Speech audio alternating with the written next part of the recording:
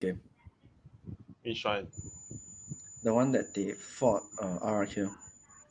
Yeah. You saw how they draft? No. I just watch gameplay. SRG playstyle now they are leaning towards I think two main heroes. One is CC.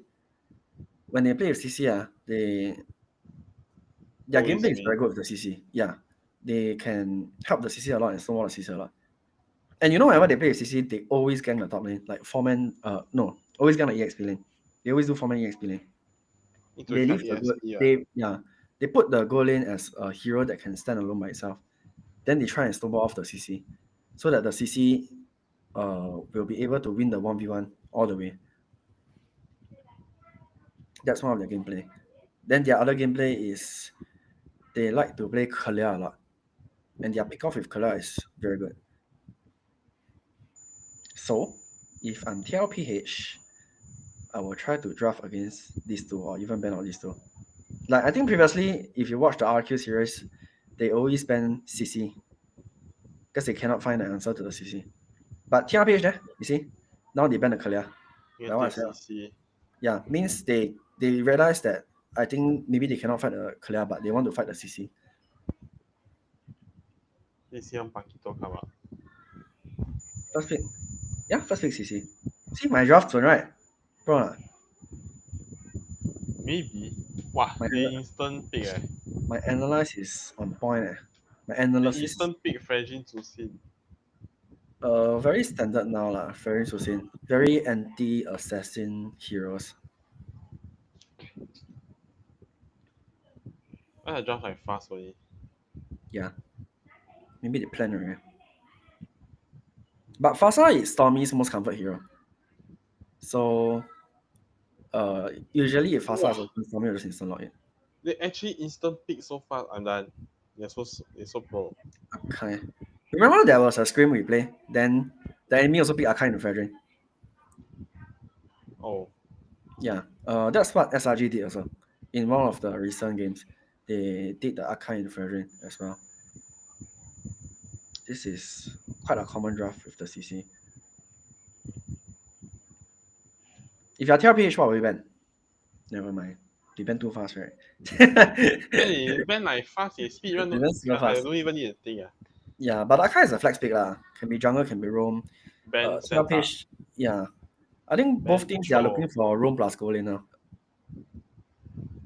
You ban the. I think they'll ban. Oh, they cannot ban themselves also. TLPH has the upper hand in the second phase because they can first pick and last pick. So they might ban goal laners to give Ohab a good laning phase.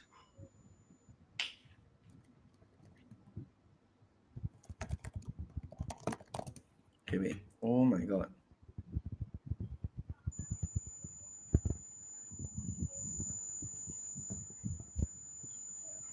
Hey, wait. I think. The YouTube link is changed. So if you are sharing it, you need to change. Yeah. I need to repost my IG story. I send you.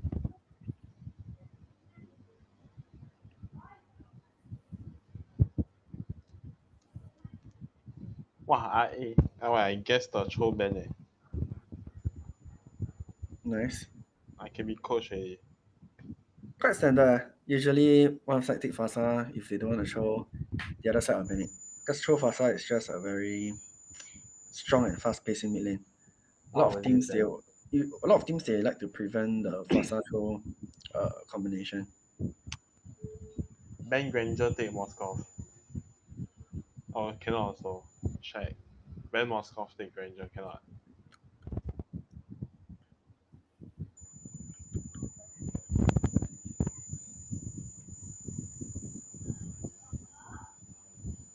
Looking for a Moskov lah for Ohab.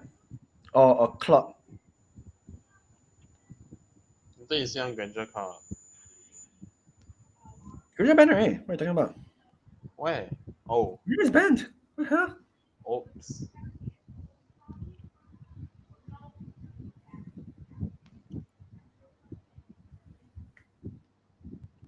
Gotcha. What room? Very Minotaur. centered. Uh, Possibly. But I don't think they're Minotaur lah. I think they want to pick something fast also. Hey, but the Gato here quite a good pick because You deny a you pick bit. you deny from the CC Gato also.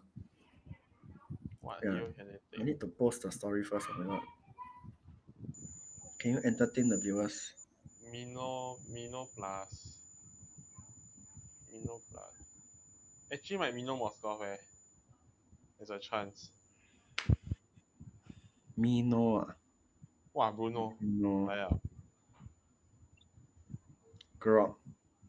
Interesting. I think the Grok is very good into choosing in the laning phase. It used to be a old pick lah, to fight choosing. SRG no long laner. As well what? No long laner. No long laner. Yeah. Maybe Mino they Moskov. use CCR to like slowly wave lah. Or I mean they can do this also because they are faster. Sometimes I see the teams they cannot do long laner, but the faster can cover quite a bit. They're not so bad. But now TLPH have the option to not play long lane also. Okay, never mind. They still do long lane. Yeah.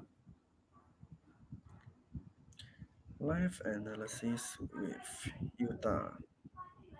Tune in now.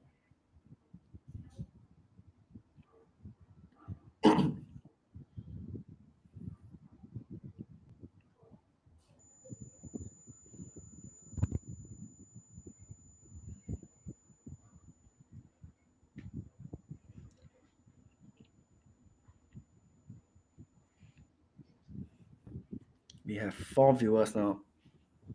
Are you Yeah. happy, Utah? Hi, I never see y'all before. Are you pro player? Utah is the proest player you can ever know. I'm Can not. ever meet.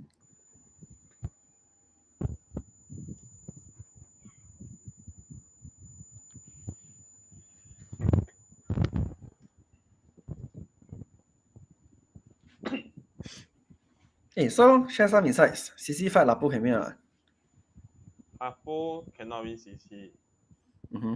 So like, okay, this is what I heard. That time Mm-hmm. someone told me Diablo say you fight CC upgrade S2. But usually I just upgrade S1 ah.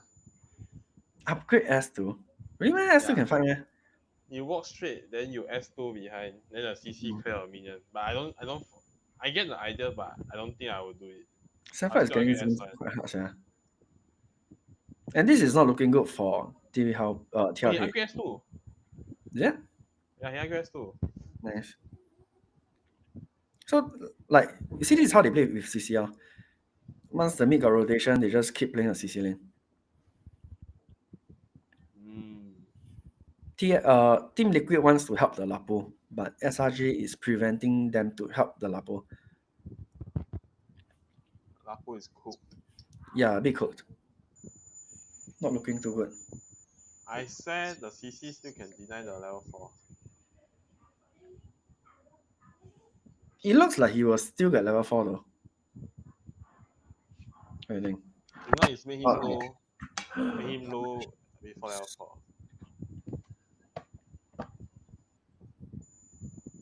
Wow, they play damn well though.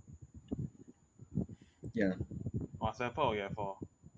But one lane lead or Cram will get 4 first. I think Cam he will just deny the Lapo from joining fights, Yeah. Hey, but I Confirm see will go CC quite offensive. nice to ulti Fredrin one, like But just ulti Fredrin and chunk the Fredrin. here is Lapo got more impact than CC the turtle. True. So like I feel CC just deny the Lapo offing. Oh my god, Don't the let the turtle Lapo get join the resetted. fight. Oh, Oh the my turtle not god. resetted. What the Holy shit, Yums got a turtle. Wow, not looking good for TLPH. oh shit. CC pressuring so much.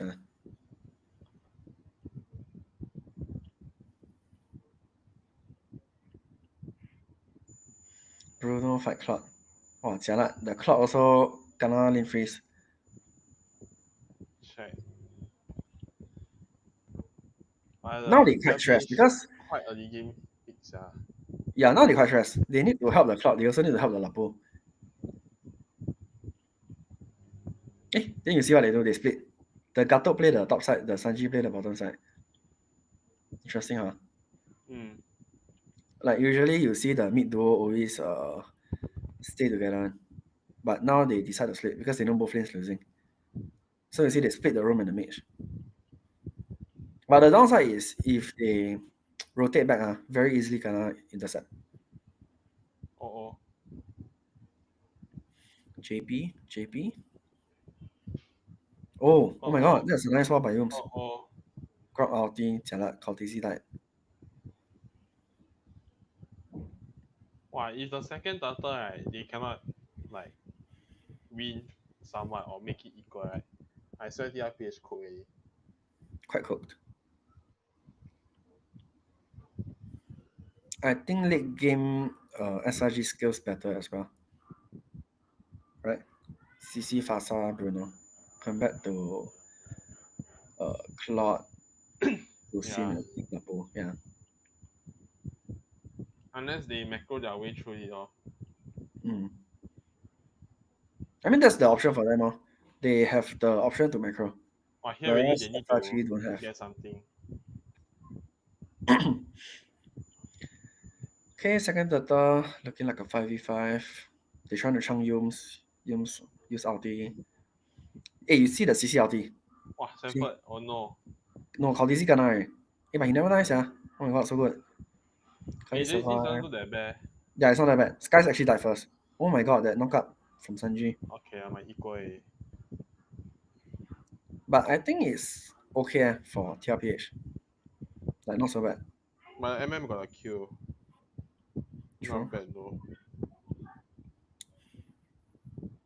Don't know how Kaltisi survived that. Quite sick. Like, I was expecting him to die. He kena the CC ulti plus Akai ulti, yeah. But he never died. Check. I saw the Sanford miss 2 slash. Shack. Okay, Turtle again. This time Turtle Skies no ulti, yeah. TLPH can contest? Got Turtle. Sky still no ulti, eh? Wow, Oh, never mind, Sanford. his ulti is up. Jialat. Yeah, Sanford was this game. I think also because Sanford was losing very hard on the lane. So like when he entered the team fight, he's quite behind. Oh my god. Good rotation to the mid How can tower. they turn this? Mid tier 1 is down. I feel like now they really have to give up all objectives and start trading objectives. I swear it's a solo kill here. Oh. Holy shit, Hype was solo killed. Oh, this is not looking good. So in order for TLPH to come back, they need to stop fighting, trade objectives, and let the clock play macro. I think that's their only way to win. Because SRG's team comp, they don't really have things to do with macro. Like, they don't have a long lane. But the thing is now also quite hard because OHAP has no items. See, they're trying to snowball the CC again. Wow, jialat. They recognize that their goal lane doesn't need help because their goal lane is winning the 1v1. So they chose to instead help the EXP lane. And like what I say, the other time they picked CC, they played like this as well. They are very good at snowballing the CC lane. That's why RRQ banned off the CC after one game. And instead they decided to fight the clear. But TLPH backside EG want to try fight the CC.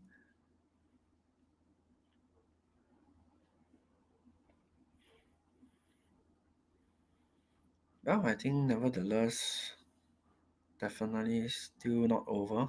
2,000 goal lead only, not that much.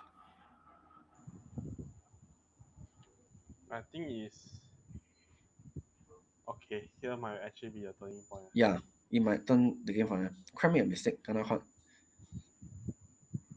This will give Very Sanford some slow. space to play in the lane. Eh, Oh, Sanford.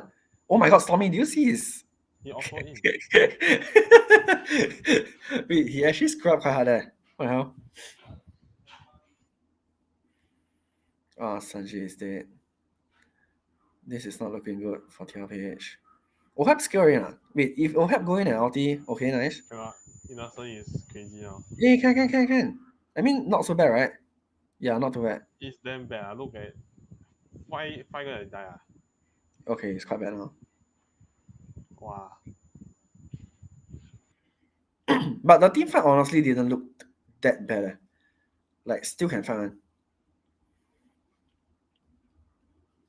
And I think goal rate wise, still 2k goal rate, not that bad.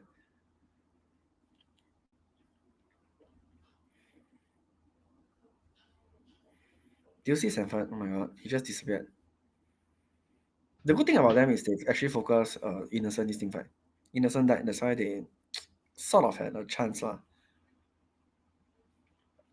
So in order for them to win the next team fight, they have to do the same thing and kill off Innocent first.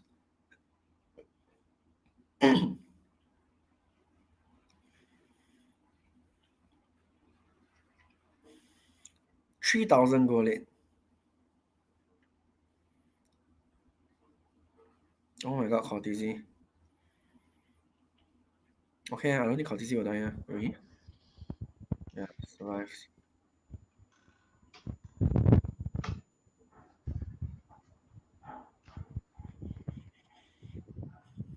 Wow, 4,000 damn goal shag rate. though. Their draft not good at the game.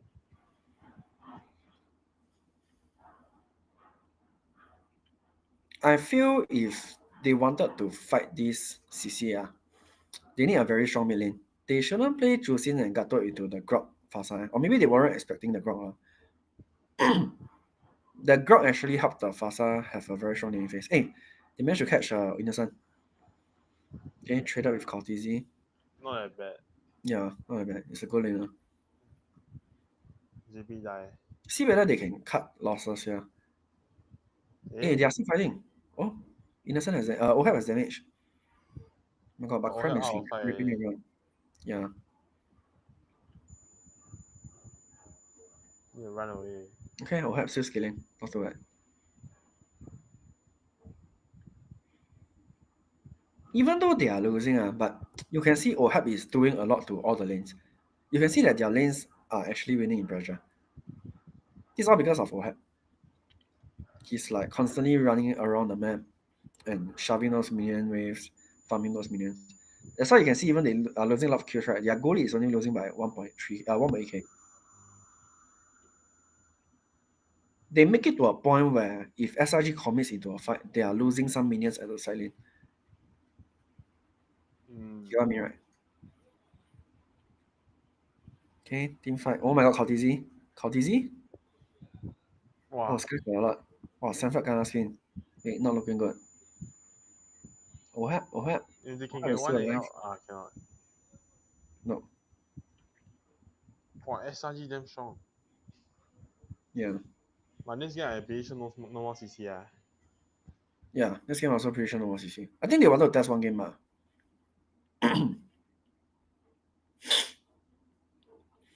I think this fight, Cortese got a very bad position and then gonna spin. Then he couldn't retribution. Then Skies also did a very nice play where he spin Cortese already, then he spin Sanford. So like the two frontliners melted to Skies plus Innocent. And then Cram was one person zoning, not one person lah, but together with Humes zoning the backline. Hey, Cram's actually died.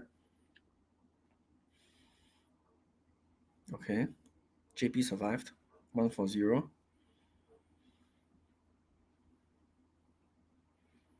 Let's see if TLPH can defend this or get a kill off somewhere. Okay, not too bad. Hey, you know this MSC, those teams that usually get the first lot lose the whole game. It's an interesting fact. Lose the game. Yeah, like usually the teams that get the first lot, they end up losing the game. I say it's not close or not. I think it's just they throw. Yeah, they can't close the game, then they throw, then they end up losing. A lot of teams in this MSC has the tendency to do that.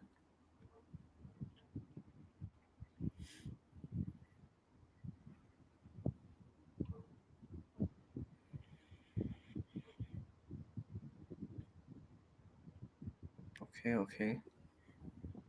You can see that TLPH, their macro is always so good to a point where they always have one side lane that have minions winning. Do you notice that? But also because I think also because SRG, like what I said, they don't really have a long lane. And I feel that TLPH is abusing that very well.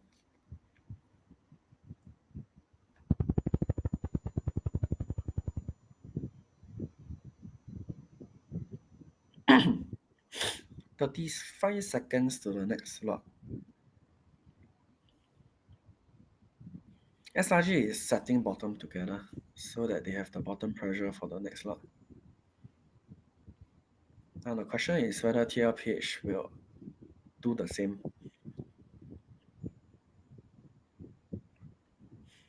Then you see like what I say, the Fasa will babysit. So anything happen, the Fasa can fly over. That's how people play long lane without long lane, but with a Fasa. Still not too bad.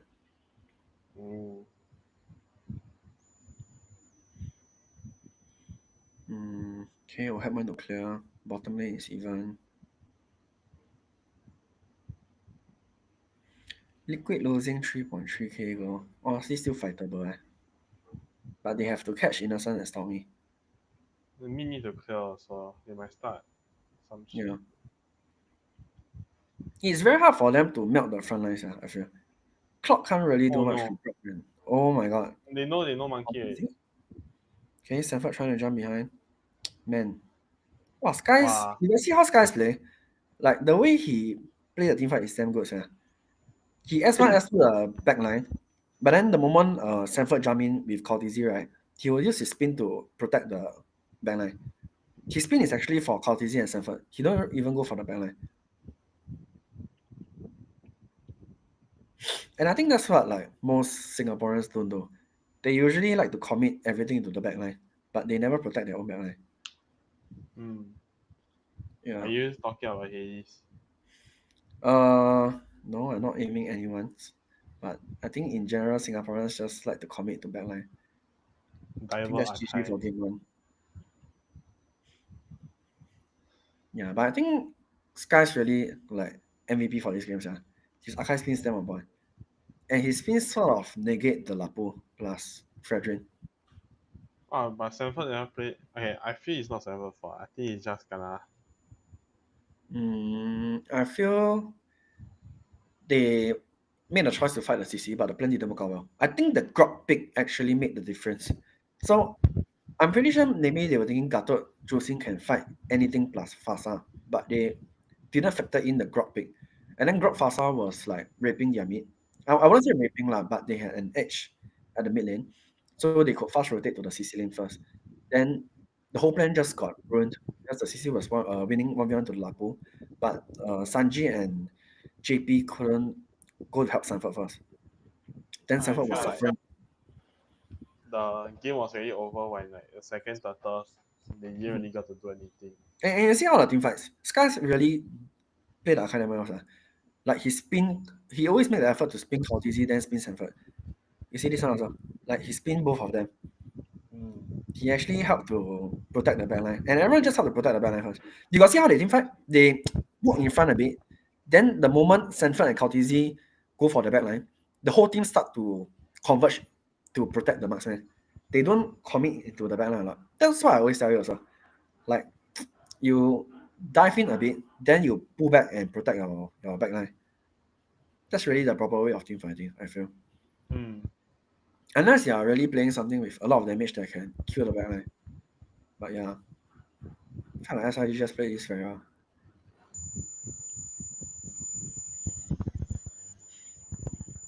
Hey, my 4-1, 4-2 winnings one.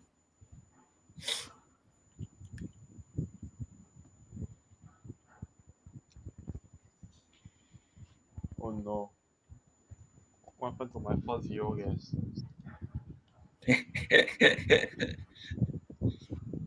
It is a kick bomber, right? Huh? Then this guy in the interview, I Oh think this yeah. guy's a kick bomber.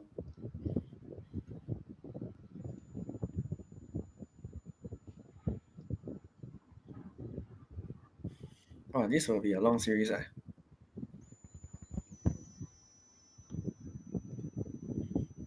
What I'm predicting for the next draft is they will definitely close the CC. Or they might want to fight the CC again, but this time they will factor in the grab pick. Or maybe they will just deny the FASA. I think take the FASA away better to fight the CC also.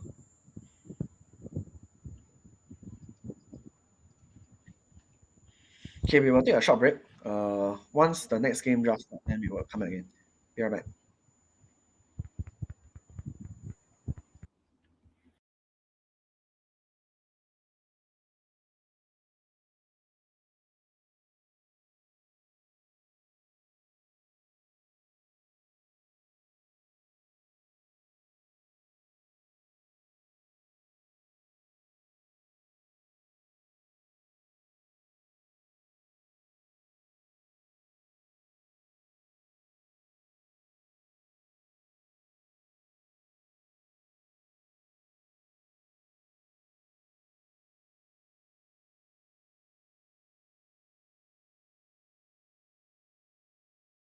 Goes on because I saw that Sanford lost a lot of HP before the first circle started, and that was a big problem for TLPH.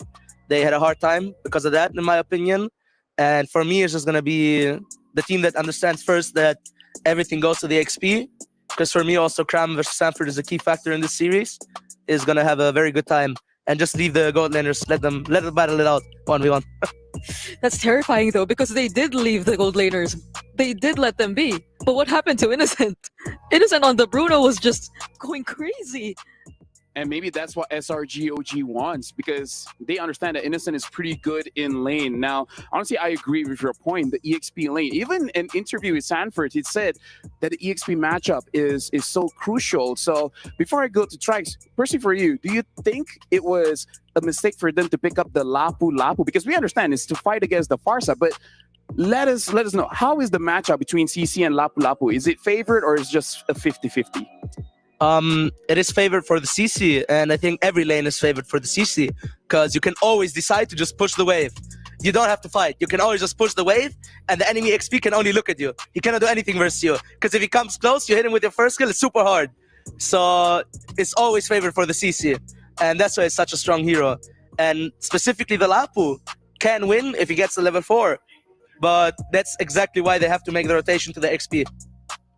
I think it's a really solid point. I think overall the CC is the power pick of EXP lane right now. And I think just in terms of total draft for TLPH, it was a lot of comfort. Sanford on Lapu, Carl Teasy on the Fred Rin, just around the map. I think we said it when the draft was going. This feels like, all right, let's warm up. Let's get into comfort picks. And I feel like even beyond the entire CC Lapu matchup, whenever Sanford does try to do what he has to do, which is to dive into the Farsa, there's a potential heavy spin. There are other sources of either crowd control or burst damage that will make it so much more difficult for him. So it was an overall hard game for an XP lane Lapu in that situation, even though we did say it was supposedly meant for the Farsa. Yeah, honestly, a lot of disruption. So now, Kid Bomba, looking at the first game of that match, what do you think that TLPH really needs to adjust to equalize against SRG OG? I think on first pick, they should really try to play with all the bans. Maybe give away the 1-1, try to do something with that, try to counter pick it, and just try to play around with that because, as we just saw, the CC is really hard to counter if they don't get the correct XP laner. At this point, is it like bannable, or is there a way for you to play around that? In my opinion, the way to play around it is to force the enemy to pick something different first. And then you take it, you know? So open something juicy up, like, I don't know, Put the bait out. Lancelot, Yeah, you bait them, right? something like that, yeah. Fair enough. And we've seen a lot of teams take that strategy overall. SRG, though, they favor. I think the best answer against SRG might be the ban, because Cram has done so phenomenally with the CC that I don't know if they're going to fall for the bait overall. And now that we talk about the entire draft, the bans and the picks, this is actually, if I'm not mistaken, the first time Team Liquid lost on the red side so far, because they've been with. I'm or- colorblind. I cannot. well, I but, cannot They've lost in be general, so Yeah, we don't have so- too much statistical right, facts so on it. that's aside the fact, but it just goes to show that Team Liquid are supposedly very comfortable with the red side, or the right side for the but SRG have found a way around it. So that's another thing. It seems like they're definitely well prepared heading into this matchup. Because honestly, like if we're talking about leaving the CC open for say either SRGOG or Team Liquid to possibly not pick it up, then that becomes the question: what is so juicy that you would let go of that CC? Because at this point, what is it? The Yisushin? Is it the landslide? SRGOG, they really like the Kalia, so maybe that. Who knows? Like, what's A your YSS. I think YSS for YSS sure? is it. You leave the YSS open, maybe they go for it. I do think next game, most likely TLPH will take that blue side. So the question on my mind is, does SRG ban the CC, or do they throw out the Kid Bomba bait tactic?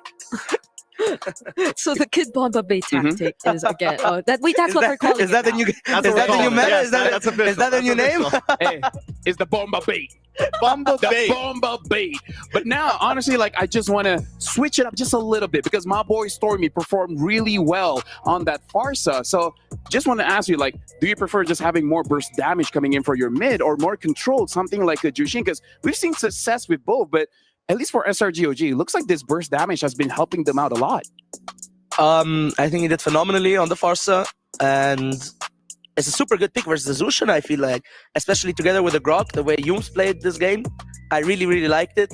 He did really well. For me, he's also a key player in SRG. So quick question, Baba. I am on totally on board that Farza is the better pick against Zushin.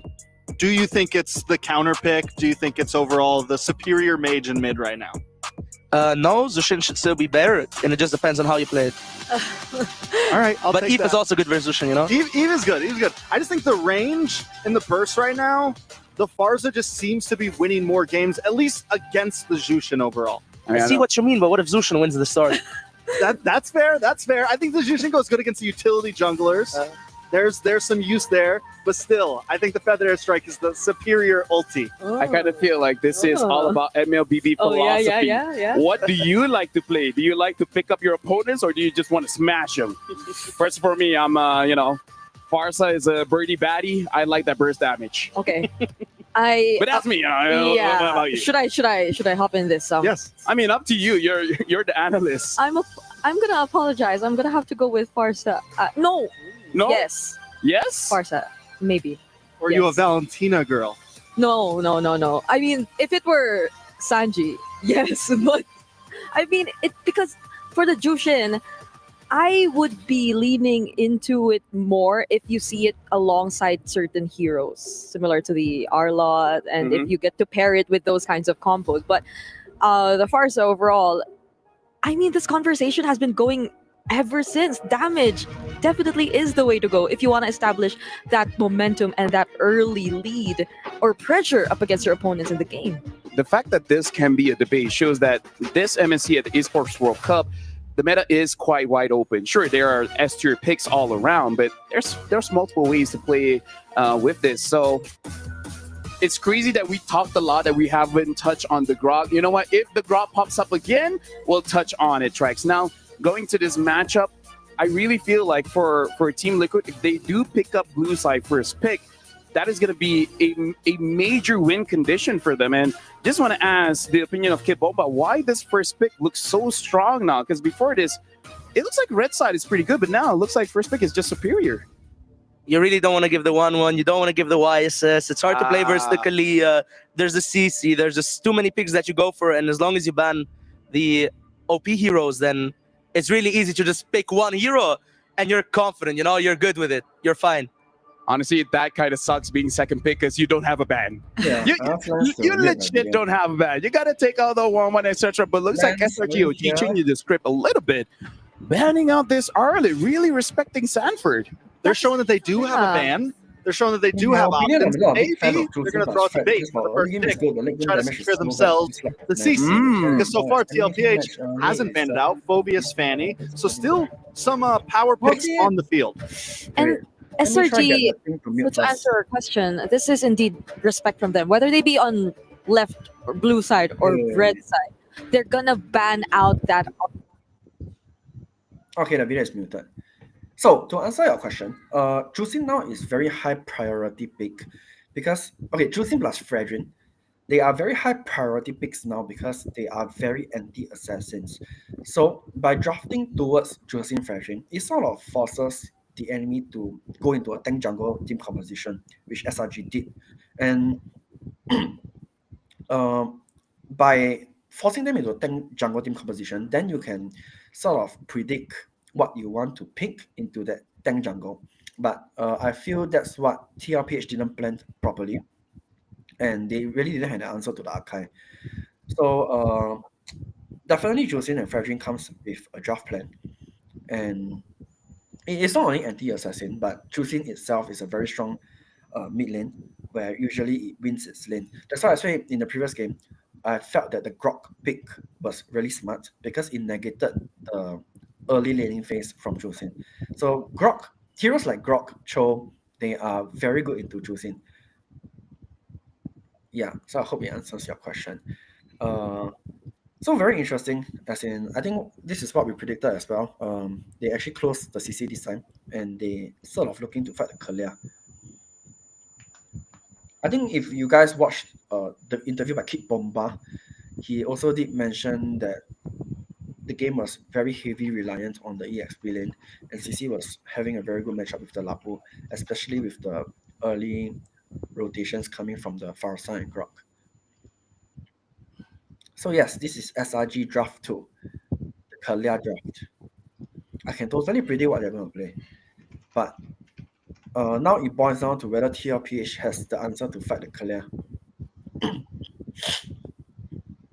And it's also very interesting that because what TLPH could have done is that instead of banning the CC, instead of banning the Kalia, they could have first picked the Kalia and CC as well, but they didn't. Means they sort of have a game plan towards them. I mean, game 1, maybe they didn't expect SRG to first pick the CC, but in this game, where they could have first picked the Kalia, they chose to first pick the YSS instead. Probably they prepared a lot with Eastern Shin team conversations. And I think teams that draft Eastern now has a lot of options, flexibility in their drafts because they can opt for a double fighter team composition. So what's happening now is the Lapu and Gato Kasha is being picked. Gato, very good pick. Strong early game. Very good deterrence into Fasa as well. But this Lapu pick, because of the YSS jungle, it could be a goal in Lapu as well. It can be flexible goal in. And usually what teams want to do into Kalia is that they want to pick a lot of tanky stuff or stuffs that cannot be outed by the Kalia. Yuta, what do you think TLP should ban? What do they ban? Mm-hmm. ESP, yeah. No, they will ban. Trust me, they'll ban Beatrix. Fovias. I think they probably might ban Beatrix. I think you'll ban Fovias also. For us, it's already banned. Okay, glue. Say wrong. Glue. Glow. Yeah, they might ban Glow. Glue and Glue Hylos. You know what I think they'll ban? Oh, they actually ban Asthma. Probably they Well, I don't want want to say Esmer, but maybe I overthink. They might ban Beatrix here. Because SRG, in their previous match with RQ, they actually played Beatrix. Beatrix, Fasa, Lancelot, the exact same draft with Kalia. Is it? Yeah, there was one game SRG for RQ, their first 3 picks also Lancelot, Kalia, Fasa. Exact same. So SRG, I think they are not making a lot of changes as compared to their series with RQ. The drafts are very similar. Like I said, their whole play style is rotated around Kalia and what's that? CC. They Oh, ban Glue is Glue. banned. I This think gives they the not option. scared of Beatrix. I think SRG will either pick Granger or Beatrix for the burst damage to follow up with Kalia. I think at this scenario, maybe Granger is a safer pick. You Didn't see know when Jusin Bruno was in. come out again. Yeah, Jusin is a very good hero into assassin picks nowadays. Except maybe Hayabusa. I think only Hayabusa can like kind of kill Jusin. But Haya is loop now. Yeah, Haya is not that good now. That's why. And the beauty of Jusin is you can actually run tenacity on its emblem. The second emblem thing. That's what most Jusin does when they are fighting assassins. And that's why Jusins are just very tanky in nature as a mage. High loss being picked up, very standard. They need a hard tank, pseudo tank. Wait, what's that? Oh, Hari Valentina. Interesting. So instead of the double fighter, they are running a very standard team composition. Hey, Yuta, did you watch the recent MSC games with Harif? Which one? I got see the old hat use eh. Do you see his item build? No. You know a lot of Harif, they have stopped building Stadium Scythe. They are all building book now. Nathan also what? Yeah. Nathan now they buy Wind Talker. Yeah, I know. I saw a few Nathans going that build in ranked. But I still feel Stadium Scythe is good on Nathan because he has the potential for the initial burst damage. But maybe not for Harif, because Harif is sustain damage. Hey there, Beatrix. I told you that was their draft. So very similar to the game against RQ.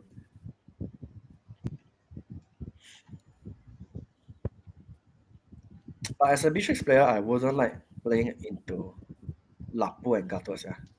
Well, against Napo is a bit hard. Just get dive. But what they can do is if the Kalia manage to ulti the Lapu first, they can burst the Lapu down first. Very unlikely, Yeah. It really boils down to how they play. But I would say this is their comfort draft.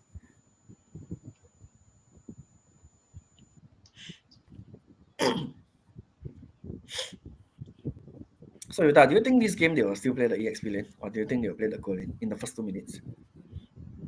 Go lane. Why? Because it's a high loss. Nice. There's nothing you can do against high loss. High loss cannot freeze you. Play neither lanes, yeah. I will Huh. go for the jungle. Harif Beatrix very even matchup also. Like cannot kill anyone. Then that lane they don't trade much as well. But what can be done here in the YSS Lancelot matchup? Both jungles quite easily can event. Oh.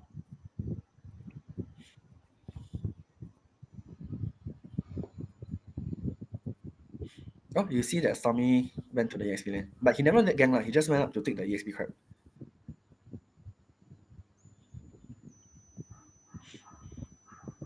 I feel like TLPH always has the weaker mid lanes, yeah, damn sure. Yeah, you can see both games, their mid lane is always losing in the priority.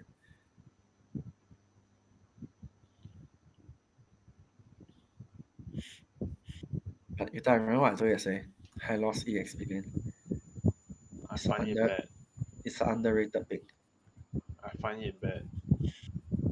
I just feel it has a lot of sustain and very tanky. Yeah. And it's very good. When you fight YSS, you need to have either high loss Akato or like Tigre. Those are things that make YSS very hard to play. If you pick all like very squishy heroes, YSS very easy to get kills early.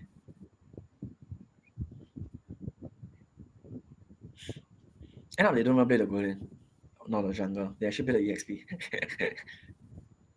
Oh my god, Sanji. Shaq, losing the million. This turtle don't have Sanji, but Stormy no ulti as well. Okay, Cram use his ulti and not he's trying to zone Cortese. But too early, Yeah.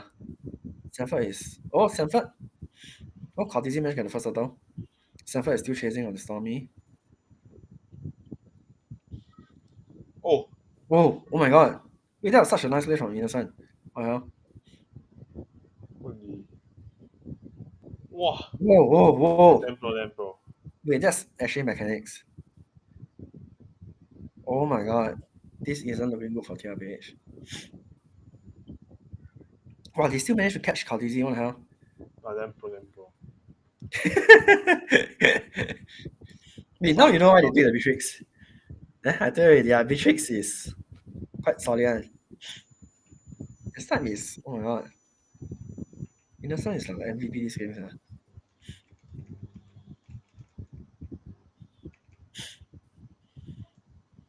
So first turtle fight, what I want to point out also is because both goal laners are are heroes that can shove the wave very easily, like Beatrix Harif. That's why they both made the rotation to rotate down turtle, and it ended up a 5v5 at turtle. Then I just felt Innocent had more impact than Ohab in the turtle fight. Oh, not looking good. Okay, Ohab managed to dodge on that ulti. Oh, Skies? Skies?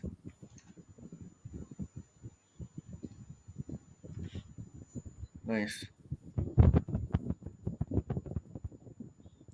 Felt like Skies went in too deep.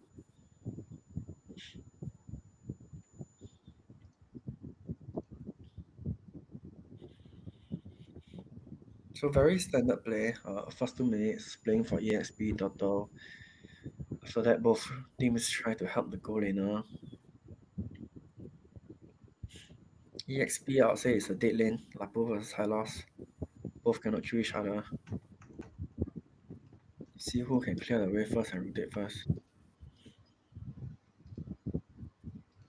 Why is Beatrix high risk, high reward? Because most Beatrix, they want to take Flicker. Very seldom we see Beatrix go for Purify. And just because of that, it requires very good positioning on Beatrix to be able to get kills and not get caught in team fights. And Beatrix is a hero that you need to snowball on the game. Okay, Yums. Try to ulti. Sanford. Oh, Sanford! Sanford is still alive. No. Stormy is low. Didn't manage to die. Not that bad. 1-for-1 trade. Hey, your idol not doing good. You want to idolize Cram or not? Maybe you can start idolizing Cram.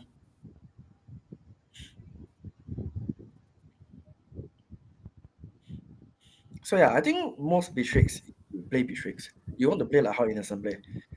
You always want to shove out the lane fast, rotate to team fights, and get kills off team fights. Because if you don't do that, assuming if like you are a 0-0 Beatrix in early game or even a 0-1, 0-0, 2-0 KD, it's very hard for you to scale.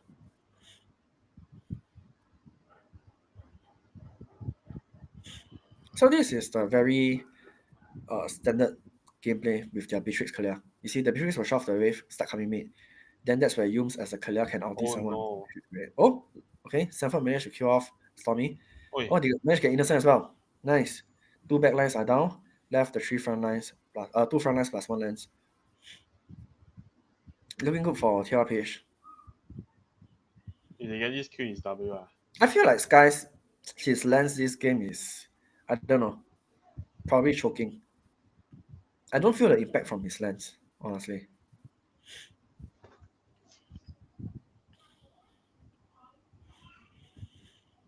Like what I felt good was Innocent rotating, Stormy, ulti, a lot of impact as well.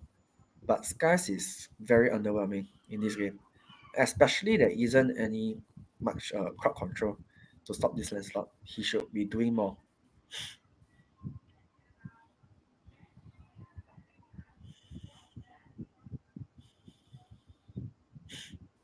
Okay, Toto is up. Gonna fight for Toto again. News managed to catch Sanford. Sanford flickers away. But now Kalian not ulti for Turtle. Yeah, Kalian not only for Toto. I feel like News is... We giving this Turtle. Yeah, Stormy burned his ulti as well. Sanford, okay, zoning the backline. They're going for Skies again. Wow, Sanford a bit throwing now. Yeah. No, my idol. I felt like Sanford shouldn't go for Skies area. Very hard to commit to a lens. Should let them come in first. Yeah, should let them come in first. Then should find opportunity or window to go for Innocent or Stormy. Yeah. I feel the Lens don't need him to zone. Very hard to zone lens as a Lapo. Yeah, I mean, they are playing with Valentina and Harif. They don't really need to peel for the backline. Because Harif and Valen can self-sustain. So like, I feel like even though the previous game I said that you shouldn't anyhow go for backline, but I feel this game the Lapu should go for the backline. He shouldn't be protecting the his backline. I swear this game is better of the MM. KJP tried to jump innocent, burn the flicker. See, this is what pro teams will do. At 8 minutes 15 seconds, Beatrix burn flicker. So their time is flicker 10 minutes 15 seconds. In this 2 minutes window, especially the lot is coming up, they will know that the Beatrix has no flicker for this lot. So like, I think last time RSG does this a lot as well when I was playing with them. Before every big objectives, they like to anyhow ulti the backline, like burn spells first. So like just now Innocent out of position, they just ulti burn his flicker. And then when the lot is going to come up, then they will know that Innocent has no flicker. Then in this lot fight, they can commit into Innocent.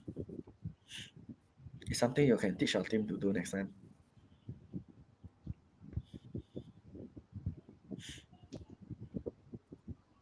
This slot 100% TL will contest because they know Innocent got no flicker.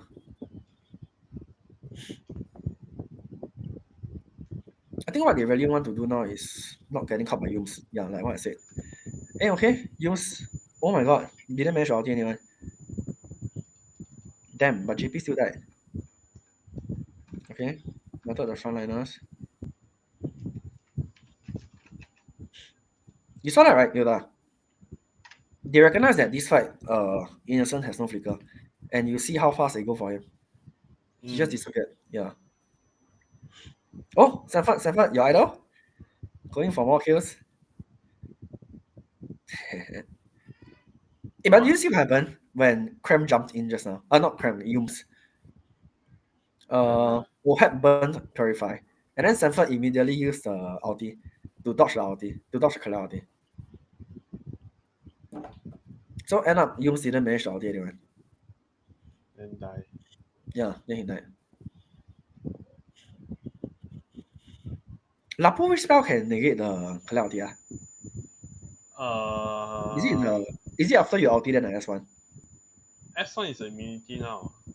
Yeah lah. After you ulti the S1 the enhanced S1. I saw him using that to negate the Kala ulti. Quite sick. That's why Lapo quite good now also. I got 2 immune skills. Yeah. 2? Yeah, the ulti also immune. Oh yeah. You're right. The 3 slash. Wow. My favorite hero. Yums outed Ohad, but he purified. Wait, did he? I mean, I'm pretty sure he didn't ulti Ohad. He jumped in, and then Ohad burned purify early. But Yums didn't castle his ulti. I think I saw him trying to ulti the Lapu. Trying to ulti Seven. I don't know. You can watch the replay and let me know. Because I can't really watch the replay of that fight. Or maybe I saw wrongly. But either way, I feel like it's very hard to ulti anyone of TLPH team composition. Like Kaltizi has S1, Sanji has Purify, Ohab has Purify, Sanford has 2 CC immune. And then if you ulti JP is a very hard tank Gato Gacha. So I think TLPH came into this game very prepared, fighting the Kalabik, which worked out quite well for them, compared to fighting the CC pick in the first game. Yeah, you thought what I was saying? How did SRG start losing? How did SRG start losing? When Innocent burnt his flicker, and Innocent kept dying in the fights, if you didn't realize it. Yeah. And like what I say, Skies is not performing well on the lens slot as well. That's what I feel. He's quite underwhelming in this game. Also because I would say TLPH draft is very hard for Lens to kill off anyone. Like he don't have They targets. were winning though. Just now. Then suddenly it lose. Yeah. Just very bad team fights for SRG, I feel. So the gist of SRG team fight is Kala needs to ulti someone, Beatrix grenade launcher, snipe off someone, and then fight from there. But they cannot pick off anyone. I think That's they why they are need losing the to fights. really kill Oh, see, Sanford. what Sanford actually managed to Wow, get caught. it's Okay, not good. It's not good. it's good for Sanford. I mean, it's good for TLPH. It's good. For SRG not good ah. Yeah, for Oh SRG. no, oh no. Hey, the moment I support SRG, then they start losing. So yeah, like what I say, usually okay, the previous time where they played this composition into RRQ is whereby Yums with Innocent, they actually snowballed a lot with the Khaled ulti and Beatrix grenade launcher ulti. They managed to pick off a lot of kills from that. And they managed to get Innocent to like 6-0 or 7-0. But in this game, it's a very big difference. Yums actually not being able to ulti anymore for the Innocent. That's why they're not doing well. So they tried to ulti Sanford, but I think Sanford at this stage he's quite fat to actually die. Then they need just cook Alright. away. That's why the Kalia draft isn't working very well for them in this game. So I think Team Liquid sort of maybe in the first game they were testing because they didn't fight SRG before. So they were trying to fight the CC pick first. Then they realized they cannot fight CC pick, so this game they tried to fight the Kalia pick, which worked out very well for them. Which then I predict in the next few games they will just open the Kalia and fight the Kalia. And then they will ban CC all the way. Oh, solo kill? Your idol. But there's no way Lens die to Lapu ba? Can. Who say cannot? No. If it's a good Lens, how can he die to Lapu? Nice. Or Kaltizi is chasing him now. Oh, Skies? Second is dead ah. Skies. There's no way he Guys. survive. Yep, he's dead. Bro, it's not Kyrie. I don't know, man. I just feel like Lancelot should be having much more impact. Like, if you pick a Lancelot and not have that much of the impact, I'd rather you don't pick Lancelot. They cannot give lesser to. They cannot don't take also. They can. Team Liquid first pick YSS. I mean, like, how to say? Lancer also strong this meta. Then you force him to play as the tanky Correct. jungle. But He's I'll just say gonna lose. I'll say Yeah, TLPH sort of found an answer to Lancelot as well. Like, this is their answer to Lancelot. The Valentina plus Harif. And it makes Lancelot very hard to kill off anyone.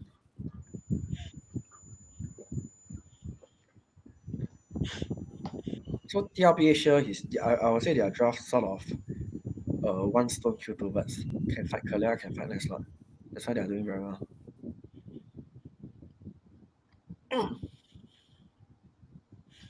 Hey, you see Zephyr War X, Brute Force, full tank. you don't buy Queen's Wing. Nope.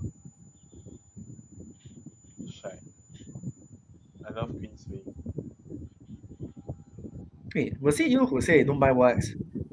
No, I got used to it. In Scream, I also use every time. Really, man? It was like the first time I try, then I see the Hunter Strike not bad, then I try. Then end up, I compare, I feel War X I have more presence. Nice. It gives you more sustain, got like overtime damage also. Kaltizi actually bought win on each other. Very interesting.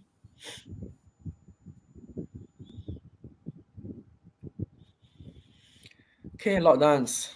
Looking very bad for SRG. What TLPH want to do now is to buy time so that their bottom wave will enter. Okay, And no, the they mid wave started is a team fight on entering Cram. Cram is getting melted. Skies, on the other hand. Oh, Skies! Oh my god, lose 1v1 to Lancelot. Shit. You scare me with that shout. No, like, I just didn't expect like the Lens to do so badly, but okay. Nice. I feel that Lens should really be You more. will see or not? Just now Cram celebrating, like dancing after they kill. Hey, your idol throw Sanford, what are you doing? Maybe Why he that's why I suddenly also throw like come him in in like- Screams. Oh my god. Please don't follow him. Learn from him. But okay, I think Ohab is very fat, right? Actually, I'm very interested to see Ohab item yet. Haven't get to see his item. I don't know whether he's still building Starliam or he's building the book. I thought that's what they show item. Oh, is it? I think maybe I missed it. You asked Sanford me on to see Sanford. your eggs. Oh, yeah. Oh, yeah. I was looking at Sanford and I didn't look at Wuhan. Oh my Okay, look god, at what were you? Skies. Can I remember? Oh, Innocent. Innocent Date. Yeah, Innocent Day GG. GG.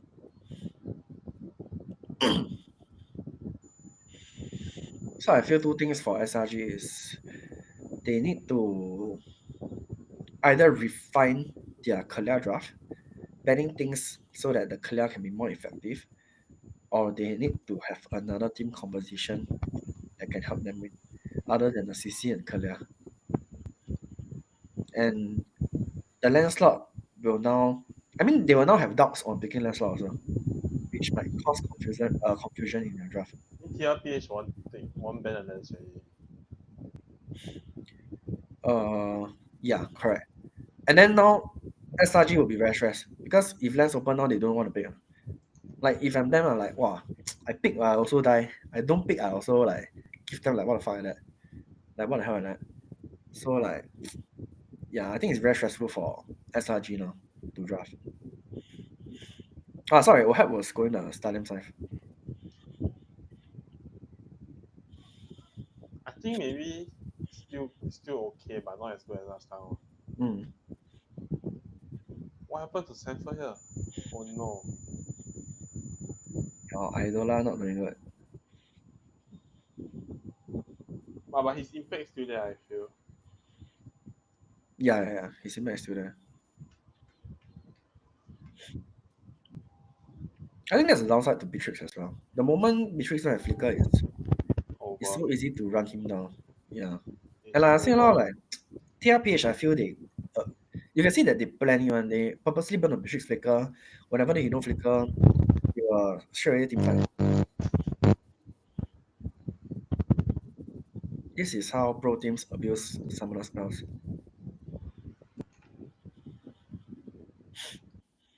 So SRG really need to come up with better bans. Maybe ban out things that is hard for Kalia to ulti. Or like if they want to pick the less, maybe they can think of banning the Harif and Valentina. I just feel Sakai's is very underwhelming film. Super underwhelming. If your lens can lose 1v1 to a YSS, wow, quite shy. Because I think that matchup is like 35 to 65. Lens usually got the upper hand on the matchup. But I mean, it has dragged to late game, and the YSS is probably 6 items with the Wind of Nature. So yeah, lor.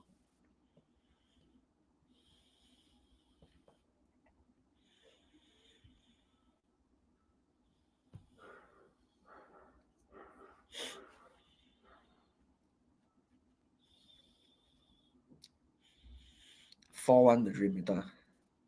$5, thank you.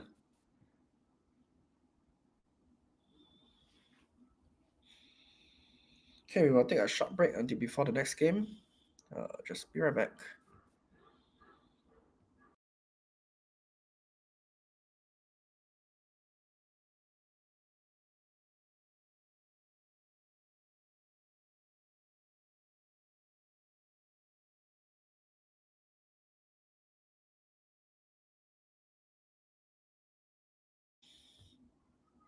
Coach, why is Kaja not meta compared to Kalia? Is it because of Kalia heals for mid prio?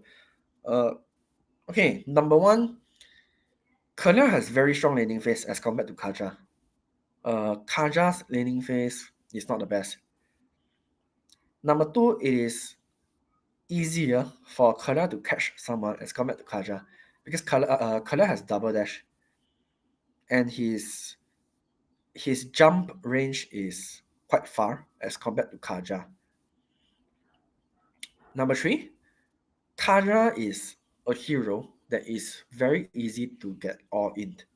So, like if it's me, if I want to draft against a Kaja, I'll pick things like Tigro, uh, Tigro, Kufra, Akai, or maybe any tank jungle, and you can just all in the Kaja first. Kaja is just very squishy in early game as compared to Kalia. Also because Kalia can heal more than Kaja, I feel. So yeah, a lot of downsides to Kaja as compared to Kalia.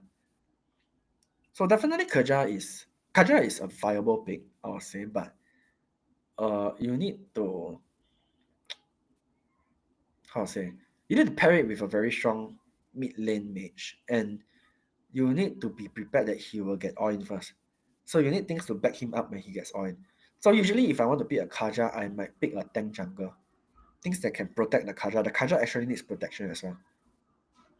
Whereas Kalia, I would say, don't really need much protection. Yeah. Okay, bro, back.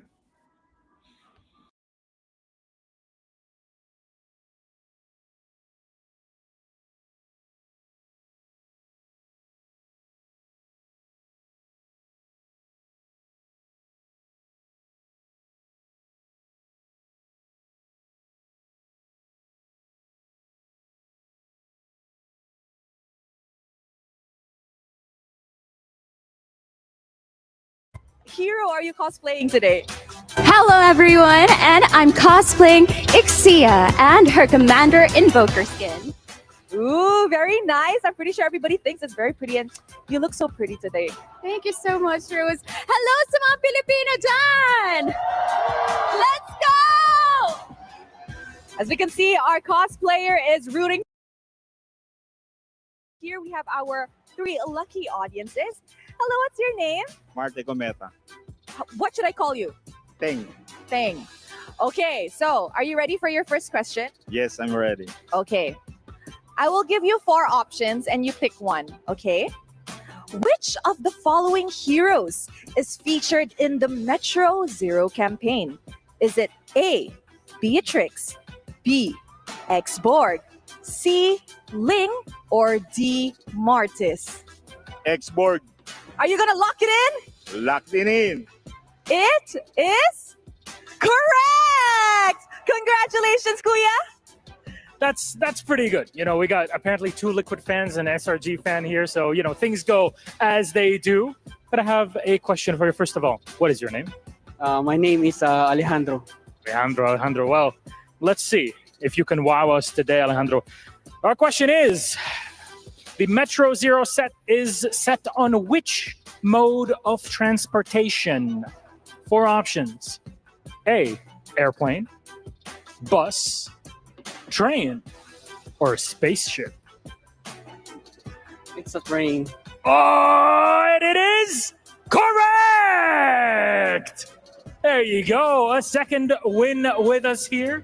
There's still one more key. Yes. For our final audience, we have over there, he is wearing an SRG OG jersey. Hello! Hi, what's your name? My name is Silas. Okay, Malaysian. Yep, Malaysian. Hello, Abang, how are you? Good, alhamdulillah. All right, Abang is very, very good. So, Abang, your question is, which of the following heroes is featured in the Metro Zero campaign?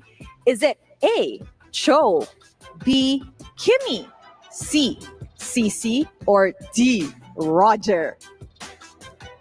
Roger. Is it correct? It is correct! Congratulations! Now all 3 of them will be walking home with a Metro Zero skin. That's a cool time. That's a fun time. All 3 people got their skins. We have wonderful cosplay on here. And our grand final, best of 7, is tied 1-1. Riyadh, are you ready for more? I can't hear you. I'm sure you can get louder. Are you ready for more? Then let's send it back to our panel. Thank you very much. We're ready for more. And now we already have 2 games, a maximum of 5 more. And here's the thing. We're going to be jumping into draft very, very soon here. So again, we have to assume that SRGOG will be picking up blue side again. Now the question is, will we see an adjustment? Because in game number 1, TLPH, they banned out the Kalia. Will they change that out with banning out the CC? I think there's definitely the possibility. I don't think they let the CC through again, at least first pick for SRG. If they do, then they might not pick up Fredrin. I don't know. I think we're going to see a lot of different ways this draft's approached because for the first time in the meta, it's so open that you can take so many different avenues. The question is, if they do open the CC, because since the meta's so open, you might as well find solutions rather than avoid the problem entirely. Does Sanford have a Paquito in this current metagame? Can he do that, or are they willing to roll the dice and say, do Lapu, wait till level 4, then get out of there? Yeah, because even Onic, even teams yesterday, they've been trying to pull off the entire Paquito into the CC matchup because it does do well. And even Kid Bomba, like behind while the game was going on, we did ask that to him too, and he did say that Paquito, yeah, is such a good pick against the CC, but it hasn't been as effective yet in terms of converting it into wins. I don't know. Personally, for me, I tried to punch a yo-yo before. I lost. What about you, Trex? What's your thoughts on this? I think we might be heading too far into the CC. I don't think that was the only problem completely in game 1. Like I said, I think the Akai, the Grok, Carl TZ had no play in those turtle pits. By the way, right now, looks like we have a quote coming in from Innocent. It's hard to defend your title because every patch favors a different team. Even throughout the tournament, the meta changes. During the group stage, it was about team fights, and it was about tank junglers in the knockouts. So we're lucky to make it to the grand finals again, which shows even in a span of 2 to 3 weeks, with nothing really changed in terms of patches, the meta can shift. Even in 48 hours, the Innocent Beast could have added one more line to that, and now in the grand finals, in the last day, it's about the EXP lane, because that alone might be what dictates the team that gets the win in game 3. I would like to think if that's solved, the next problem is indeed, yeah, we were on the way to this anyways, the jungle, because the Akai is so good against the Fredrin. If the US station is not open and Carl TZ defaults to the Fredrin, do they ban the Akai? Is there room in the draft to do that? I mean, teams, or at least based on what we've seen, don't necessarily bring out the Akai in the first phase. I think it happens once. Yeah, it did happen once. In game 1, in it game happened. 1. I feel like SRG is the only one that the only picks it early. Yeah. So SRG is a team who might be confident enough to introduce this entire idea of the Akai countering the Fredrin whenever they do like. So yeah, it's gonna be tough for Team Liquid if they want to stick with the entire Fredrin jungler for Carl TZ. What if from Red, they ban everything and only allow the Fredrin for SRG and do Red 3 Akai? Because Carl TZ plays a mean Akai, we know that. Yeah, we'll see. Because personally for me, I'm actually in a different angle. I agree with what you're saying, but instead of the Akai fighting against the Fredrin, I kind of feel like it's fighting Sanford. I feel like that's the one that we're really looking at here. SRG betting out the Arlet, and now TLPH betting out the 1-1. Looks like the Lancelot getting banned still. So at least for SRG, they want to go back to what worked. It is quite crazy how we're in a meta right now where you have to literally think about multiple lanes and how you're going to counter them. From mid, with the Farsa Jushin, with the CC and EXP, with the Kai Fredrin, I mean, all around the board.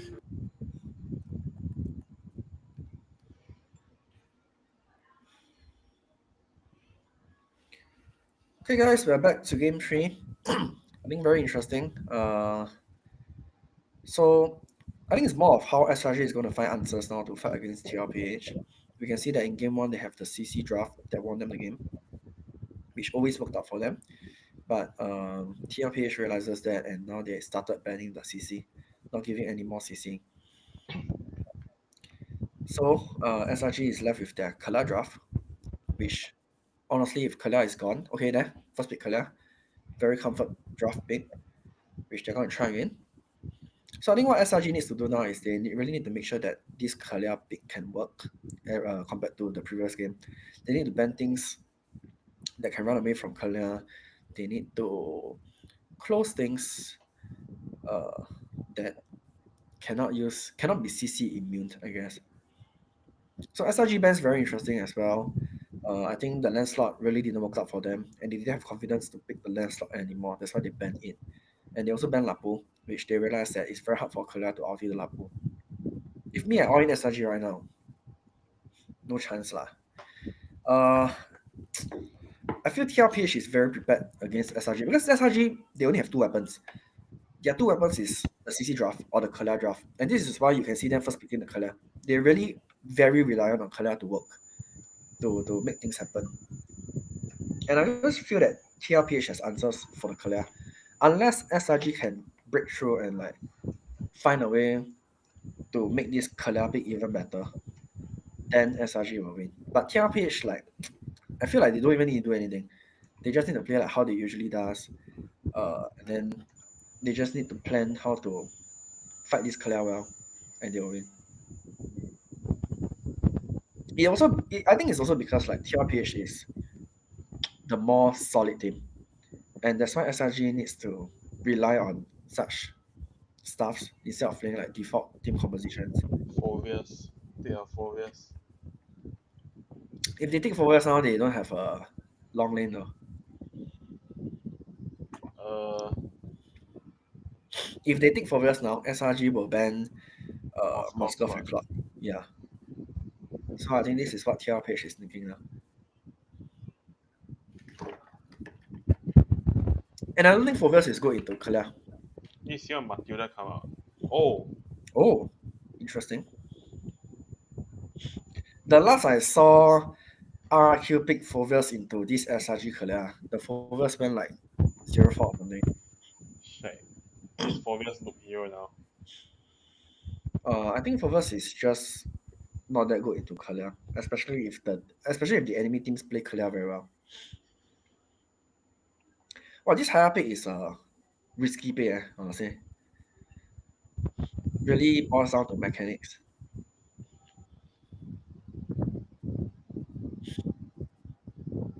Both team looking for goal lane and EXP lane. So I like how they draft. Like they actually match all their roles in all 3 games. Then they ban the remaining 2 roles. They don't like one team pick goal lane, the other team pick mage. Right? Ban Beatrix confirmed. I think if got Baxia, don't need ban Beatrix. Beatrix is quite bad into Baxia. I think I will they'll ban ban carry. EXP. They I ban don't one think they'll Judah. ban goal lane. They might ban carry, but carry and Kalia not bad. Especially fighting Baxia. My carry so skilling here. They have Fasa though for the early game. Really, man, I feel Haya quite good against carry also. Carry late game, I'll say if can scale, then it's not so good. But okay lah. But I mean, you're right. They banned the Hilda and Uranus.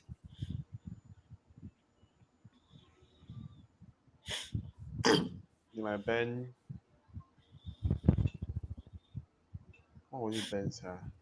I just don't know. It has come to the point where everyone is last picking EXP now. I mean, this is what I usually do nowadays also. I realize the EXP matchup now very important. Like, I think that's what I told you before also. Nowadays, I always kill the EXP pick behind. If your EXP got a very bad matchup, the game very hard to play. I think last time it was easier to draft because EXP was all the tank EXP. Well, Okay. this one is safe pick, eh?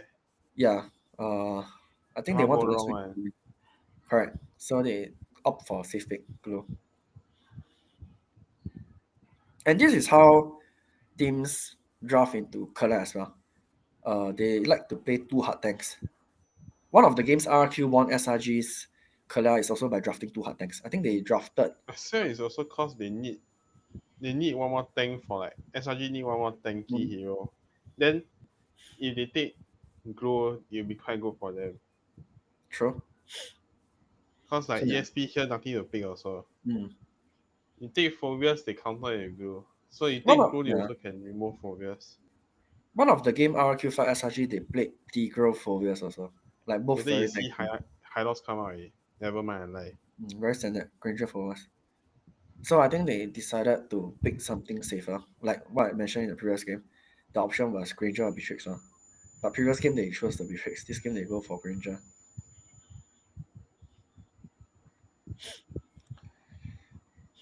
Now the question is what will OHED play? Very interesting.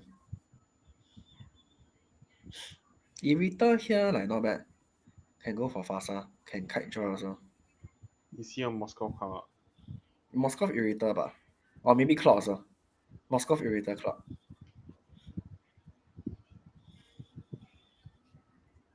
Or you see a Harry.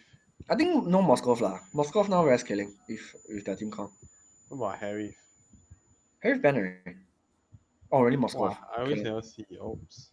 But the problem about this team composition is their early no damage. Moscow, Josin, Haya. Oh my god. But I Actually, mean, not that bad though. it's not that bad because of the Baxiaglu lah. Yeah.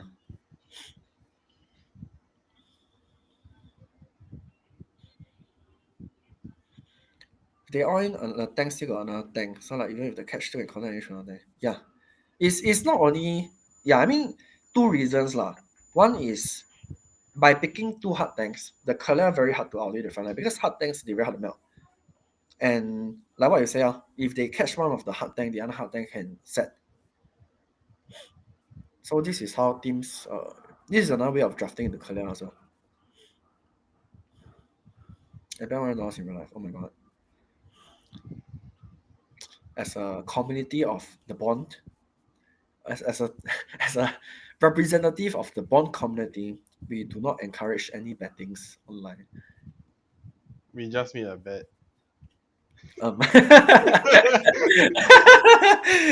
Wait, we bet $5 only, right?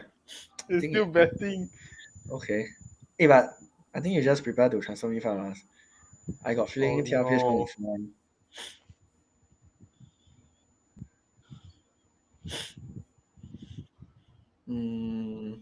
I'll say this game easier for the higher to play. Wait, why is that forget output? Stormy went to Stormy flew to EXP lane. Set life. Then LY4 Academy community. I'm too lazy to create a community. So if you want to support me, join the Bond community. I'm collaborating with Bond. My favorite host, Min Papa.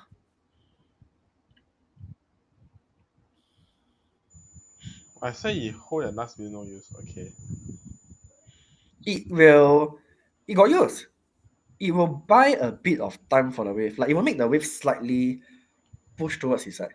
You got me? Slightly is not much there. Like no Yeah, not much, but still slightly. Every small thing matters lah. The problem with other draft is Cosmos still only go on tank, so it's bubble, then tank they know how to tank already. Yeah, correct. And to go deeper into that, what Lunas means is usually teams they pick one pseudo tank and one hard tank. And that's why the Kalia can ulti the pseudo tank. But when you see better teams draft against Kalia now, they pick two hard tanks. Okay, Turtle is up. Okay, everyone is level 4 except both Roams. All Very in equal Sanford. matchup. Go. Oh, Sanford going on the Cram. Ulti Sanford. Oh, Moscow Spell of Destruction. Okay, Cram got ulti by Sanford. Cram is still trying to survive, jumping around, hopping around. Wow. Cram survive. Oh, JP died first.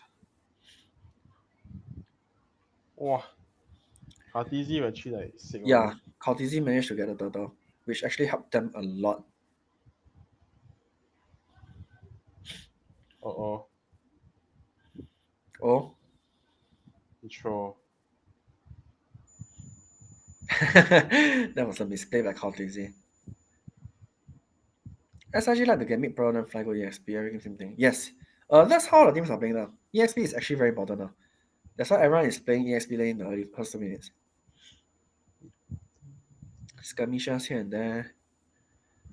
And you can see all these series the goal laners always rotate for the turtle. It's quite sick. So I think if you are playing the goal lane, that's something to watch out as well. Rotate to the turtle, help the turtle.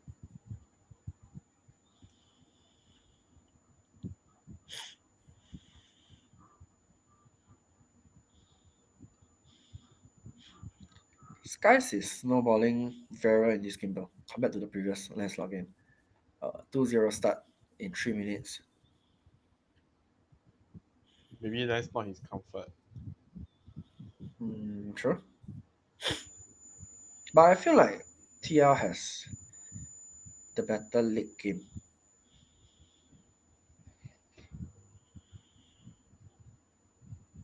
And also they have a Moskov doing the split push.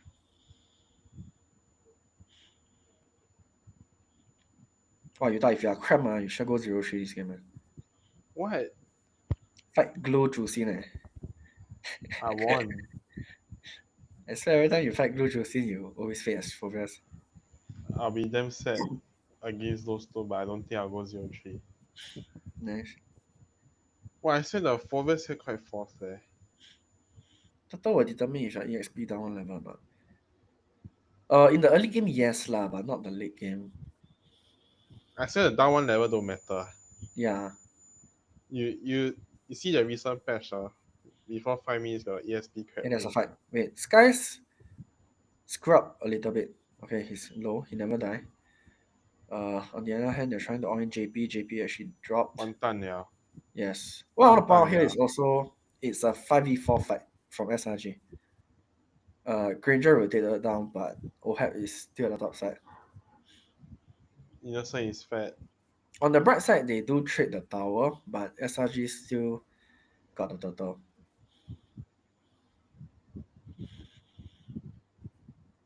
I feel like Innocent play all these early rotation heroes very well, like Granger Beatrix. Things that can shove the lane and move around. He always managed to rotate on What? OHAP? What? Oh my god. Why would he cancel recall and walk up? Damn. Oh my god, JP getting caught again. Okay. It's over. Yeah, not looking good for TLPH this game. No, it's already over. I can foresee it. Maniac. 完蛋了.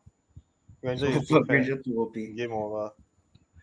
I think what TLPH wants to do is whenever the Moscow does the split push, they need to be more disciplined and not let SRG get a fight.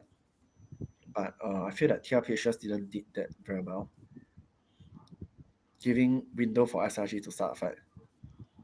And I feel that the Baxia in this game is very underwhelming.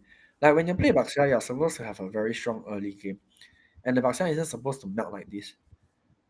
So if you pick Baxia and your Baxia don't snowball early and start to melt like this, it means things really isn't looking good.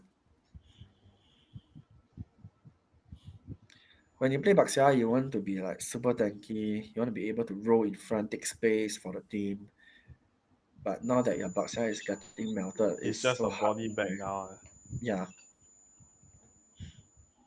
It's actually Innocent to get prior. That's why I always draft early game when for him like Bruno. That's very true. I think that's also why I think that's also because they are playing with Kalia. So when you play with Kalia and when your goal laner has prior over their goal lane, you can immediately connect into a 5v4. And then 5v4 with Kalia is very strong. Kalia can straight away start a team fight on the 5v4. And that's what we are seeing in this game as well. Whenever Innocent has the prior reach the other four, you will see that Yums immediately start a team fight with his Kalia ulti. That's their game plan.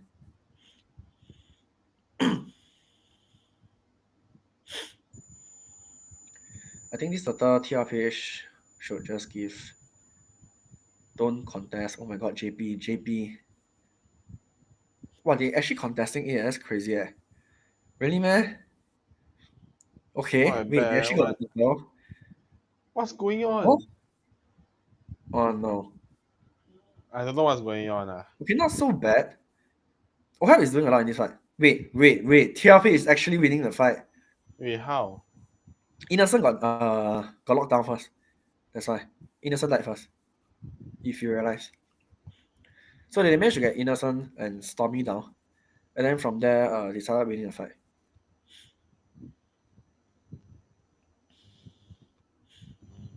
I feel this is okay, let's watch again. Let's watch Innocent and Stormy. So I think number one, Skies, he actually burned ulti on the turtle. So Skies didn't have ulti for the hero. Then Cram went to commit. Innocent, Stormy chasing. Stormy flew inside, used the bird. Oh, Sanford, look at Sanford. Oh. It's all Sanford. My yes, God. Your idol actually carried. So I think Sanford suddenly went in with Kautizi. And they managed to burst out. What the kid? Sanford OP. Yeah, Sanford actually did a very sick play and carried the team fight. The kid is funny, sir. Wow, you thought if your glue can do like that, whew. What? Would you have done the same? Wait, do you know what he did? Okay, he went in to the fight, then he He managed to not go. on. He ulted the cram. Then the cram didn't die ma. Yeah, When his ulti but came. I swear he went into some kind of bush and reroute himself and suddenly sneak behind into Innocent. It's quite sick. Like you should see how he moved at the team fight. You should replay the team fight and see. He see the Innocent behind. Innocent run in front, then he stay behind. Yeah. Like he actually played like an assassin. You know. Can I It's play something more you Link? can it's something you can learn from him in that team fight. It's so sick. I will do that if I'm on Napo though. That one is mini LY4. Yeah, but will you ever do that as a girl? No, right? But he Wow. actually did that as a girl, and he I don't managed think to. I would.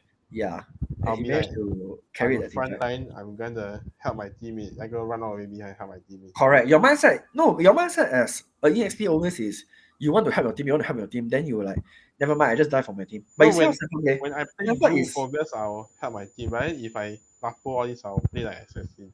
yeah, but you see how Sanford play with the glue. It's like no, I'm not gonna help the team. I see a window. I'm gonna try and make a play and go for the backline. You know, he has that killer instinct even on glue, which is something maybe you can pick up. You know, it's so sick. From losing so much, that one play helped them in the team fight. Now they are back into the game. Cortese got the lot. Oh no, Cram going Sanford, forward. don't die. Sanford got clear out. Okay, Oh. no. Sanford managed to latch onto someone. Wow, my god lah. died. Whew. Skies died. Left Stormy and Innocent. I don't Tell think me they're going to to do much. idolize cram somehow. Nice. Damn. Don't doubt my god. I feel like Innocent did a very good job snowballing the early mid game. Very similar to the previous Beatrix game, but I feel the team fight is always on Team Liquid's favor. Not saying Innocent is bad, but I feel Team Liquid, the micro mechanics is really just very on point. Like both times Innocent died, he didn't even burn flicker because it just happened so sudden. So yeah, I feel like Team Liquid, they are just on another level. They are Now exploding. ML, anything can happen. You can be winning so much, then suddenly you lose everything. Yeah. I feel Team Liquid, they are really exploding the team fights, man. Their micro mechanics is just superior. Lah. They are really, it's champion class. This is the setup for world champion. They were world champion. Bro, you should really watch all the team fight. Oh my god, I feel like all their micro mechanics really carry the fight.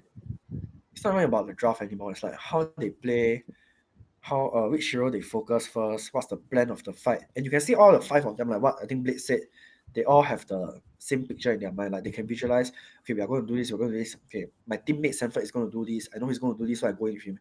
Like just now Sanford went for the backline into Granger.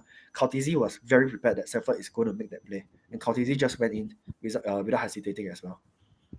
So it's very, you can see that they are very synchronized. They have a very insane synergy level at and making all these very high plays where only this team can visualize it amongst themselves. Actually here, I don't see the forwards can do a lot also. More of like counter engage. Yeah. It's not really the ideal draft for Phobias, I would say, especially into Glue Juicing. I don't know why they continue picking the Phobias. I will pick. I think even Gato better. But I'll say it's not too bad. I think the first few fights he was still doing a lot. But it's the point where now he's practically useless. Yeah, subsequently and now, like I said, once TLPH has scaled up, it's very bad for the Phobias now. He cannot really catch anyone also. Then he jump hole, he cannot also. Got Zhou got Moscow to kite around, then got Glue to go on him. It's damn bad for him. Correct. Wait, he beat destruction. TLPH need me to be goaling, then we'll retire. Nice joke, Lunas. You can carry me in rank game, I'm very happy with that, Lunas. Okay, this guy's trying to go for OPAP. It's over here already. His second night is over. Yes. Looking very bad. SRG tried to make a move, but got counter engaged by Sanford. Oh my god, Sanji. Sanji is trolling. Nevertheless, Wow, this Sanford is my goal. Oh my god, bro, he managed to latch on the Innocent. You can do that. Can. Do you see how he latched onto Innocent? It's pretty sick. Oi, my goat. So good. Wow, It's Sanford. over, it's over. Well, I would say Sanford is actually the MVP of this game. The best player in your life. Bro, they were losing like 3 to 4k goal and Sanford made a play to carry them. And even in this fight, he actually managed to latch onto Granger, which I don't think is Tell me the idolized claim some more. especially is Ohap's, especially is Innocence Granger someone. Oh, Sanford is. You want predict something? I can predict a Roger later. At least one What? game of Roger. Innocent. Yeah. I mean, it might happen. Since they are playing Kalia, Roger is quite a good pick with Kalia, I'll say. Bursty, catching potential. But I think the downside about Roger is the wave clear not as fast as compared to their other heroes, like his Granger and Trix. I think they might be desperate and just take a Roger. Yeah, true. I mean, now, like what I said, CC draft isn't working, Kalia draft isn't working. Either they improvise on this Kalia draft or they need to find a new weapon. But honestly, I wouldn't say it's not working. It's actually working for them in this game, but their team fight is just not as superior, not as good as TLPH. TLPH team fight is really on point, man. Everyone is just, phew. Except for this part, I don't know why Sanji going. Maybe to buy time. He cut the fights, not bad. Yeah, he tried to. Go. Don't doubt my goat. Wait, did he flicker onto Innocent to stack the passive and ulti? I think so. Yes, right. Yeah. I think he used his flicker for that. Wow, Ohap. Prime Ohap trash talker. 2 more games. My 4-1 gonna hit.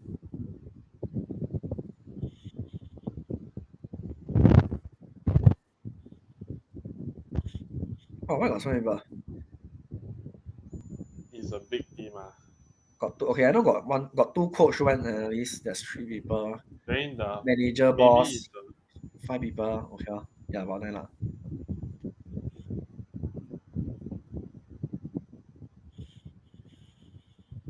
2-1.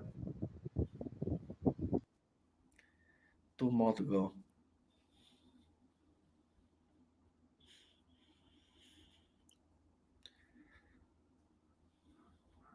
Okay, be right back, guys. Short break before the next game.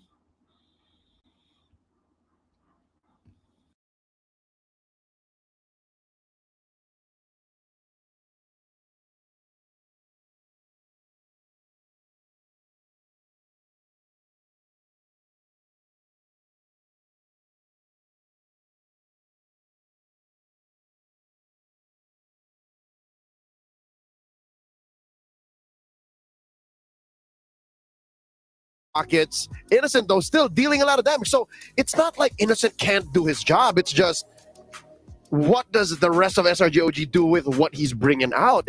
I would argue he couldn't. Dude, Sanford was too much. No, he will do a job, but he'll die. And the rest of them will die too. So it's not enough.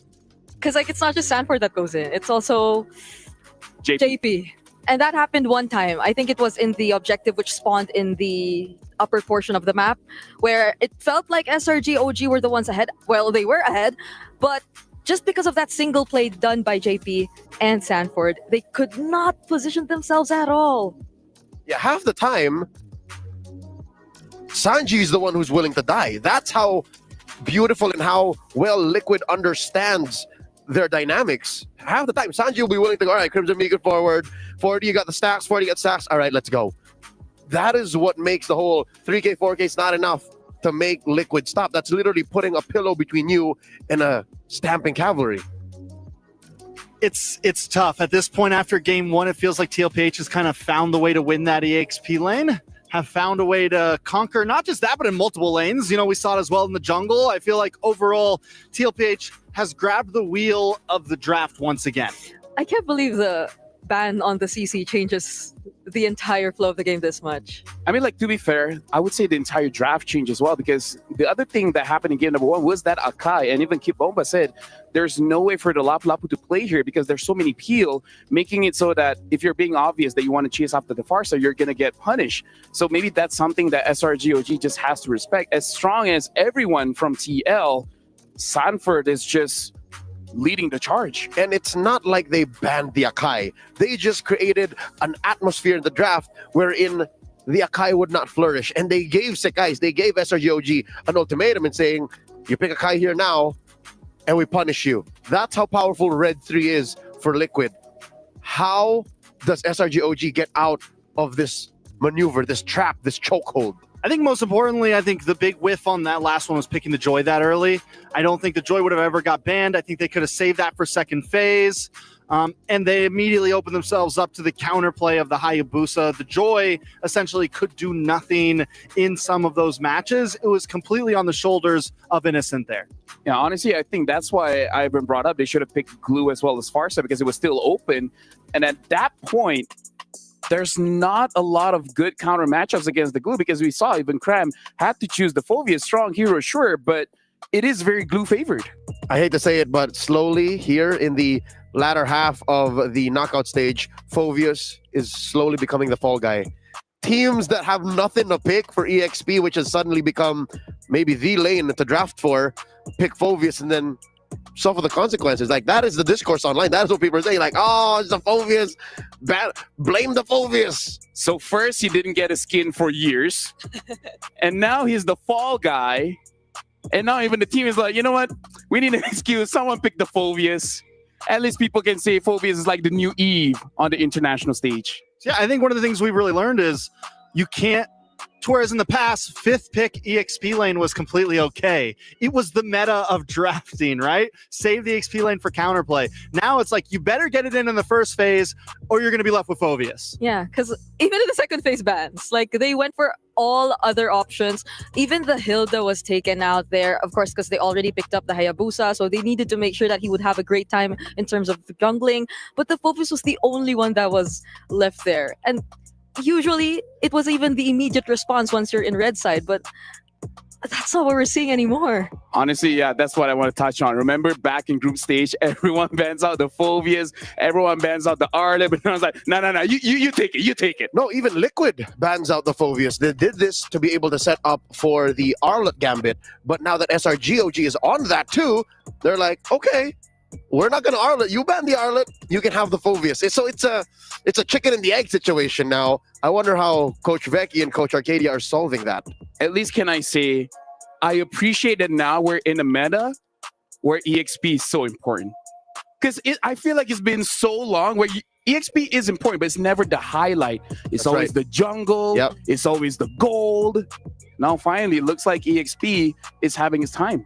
Yeah, I mean, and again, I don't completely blame the XP there. I think it's, you can have one counter on the enemy team, but when your XP loses, your Joy can't win against the Hayabusa head up.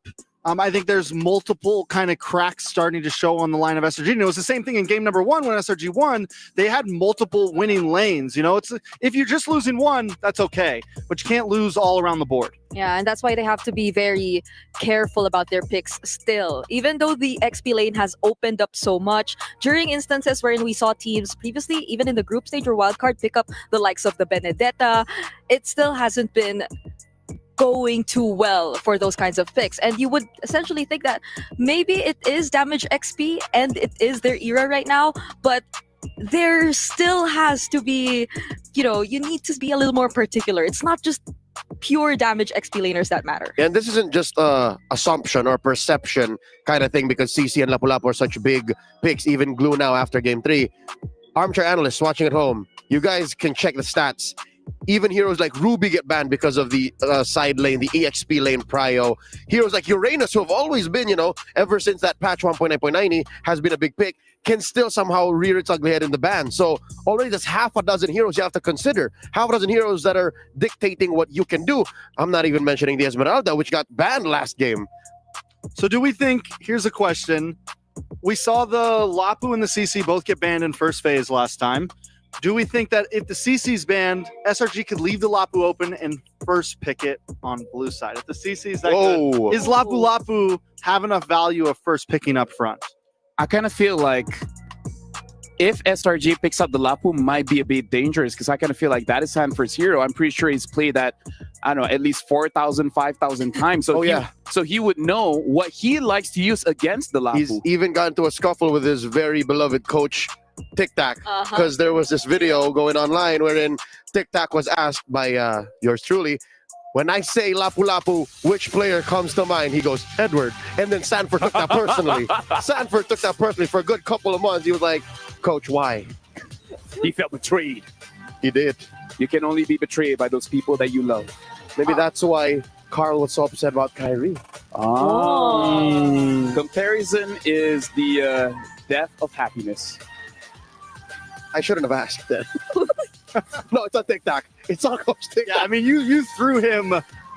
We all knew what the answer should have been. You could have said. You didn't say Benedetta or anything. What's with the players and the coaches nowadays of Team Liquid? Even yesterday, Carl was like, so do you think RC's the better coach? Excuse me, sir. Which child do you love more? Dude, that other family's kid over there. Coach Dick, come on.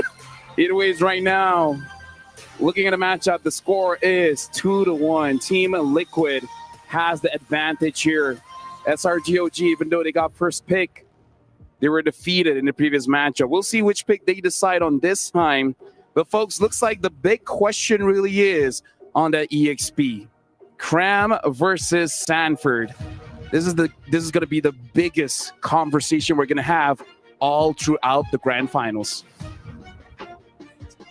So at this point, if it's a tough spot, my question is, now that TLPH has won blue side and red side, it's a huge advantage, right? We know that blue side has essentially, I think, been the stronger side for a lot of teams, but TLPH has shown that we can outdraft you either way.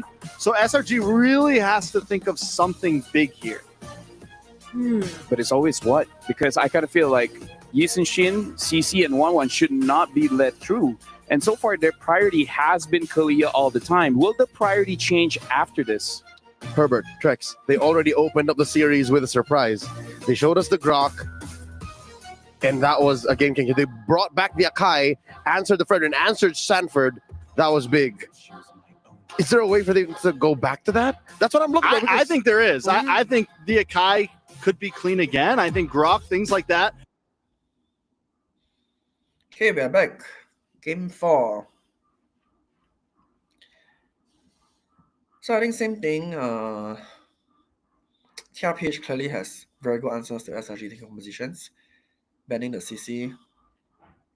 And then now, in order for SRG to win, they need to improvise their clear draft.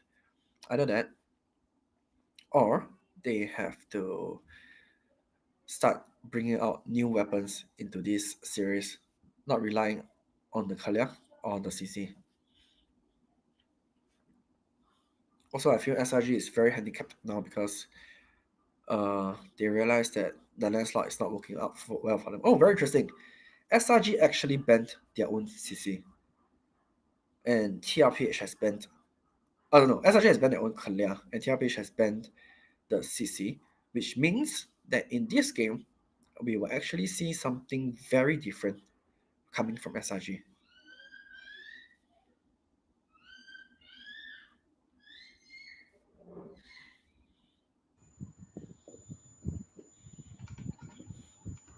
Yuta, are you excited? SRG actually gonna play something different. Maybe.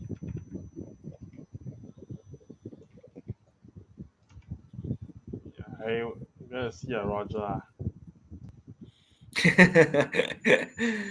Okay, Yuta says that Roger is coming out.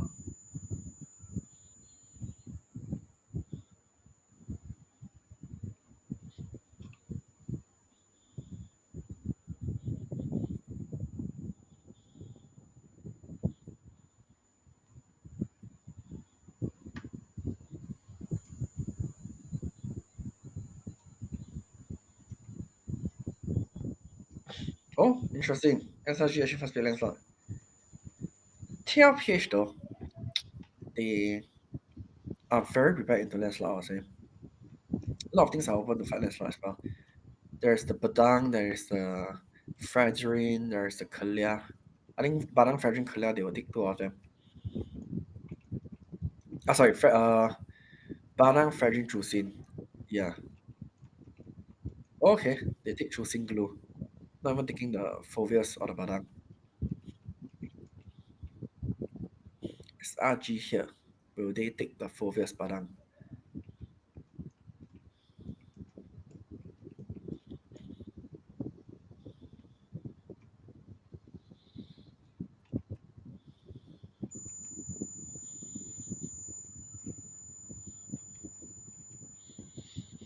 I don't think SRG will play Roger here, Yuta. Roger actually very bad into glue and Chusin. Okay, Fasa Uranus, something very standard. Hey, Uranus actually wins glue, right? Yeah. Yeah. Wow, it's a Hayabusa again. I feel like this Hayabusa pick is probably picked early because it's one of Cortez's comfort hero. I swear in Singapore, if you pick Hayabusa like this, whew, you're gonna see the Hayabusa fit.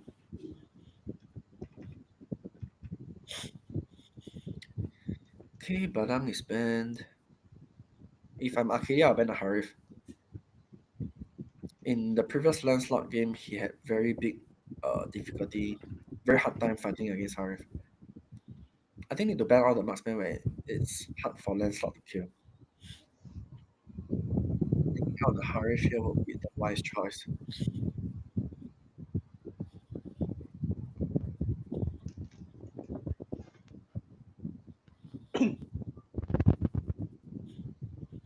Ban. Big. Yeah, TLPH, correct. The Harif ban. Maybe they'll ban Moscow flags also.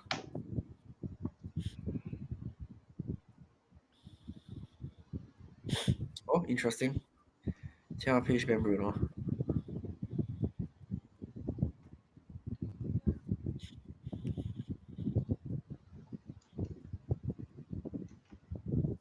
Moscow. Or they might ban a roam like Cutter or Cho. Moscow, Cutter, Cho. They'll ban Cho. Probably. Or maybe they want Cho for themselves. Oh, they actually ban Ranger. That's so random. Are they not banning themselves? I said it's the Roger pick coming. I swear. Yeah, maybe they're trying to set up for the Roger. If not, there's no reason to ban Ranger. I feel like Lance fight Ranger quite well. But I think they ban like this so that TLPH, the goal lane, won't have prior. Because if they ban everything and then they leave out the Ranger will have prior. Is that a Hilda? Yeah. Oh my god. Hilda Their roll. goal. They pick Roger here actually not that good. Yeah. He cannot Roger here. Bruno. It's a carry game. Then you need one setup. But then you Gato. need to play like a front line. I think Gato. I see here they can opt for Gato or Cho. But Cho, the thing about Cho, Cho cannot fight Hilda well. I tell you first. Yeah. Gato Moscow. G Moscow. Oh my god, what's this? Yeah. I mean, like what I say, in order for SRG to win, they need to have new weapons. This might be one of their weapons. Like instead of the Roger, it's a Kimi only. Not sure how well is Kimi here though. Into Hilda. Honestly not feeling it. But the very good thing about Kimi here is that he can prior the lane. I feel like they're just picking Innocent to have prior the lane. Cloud here actually super good, yeah, if I scale. Going blazing duet, Fasa and Kimi. Phew.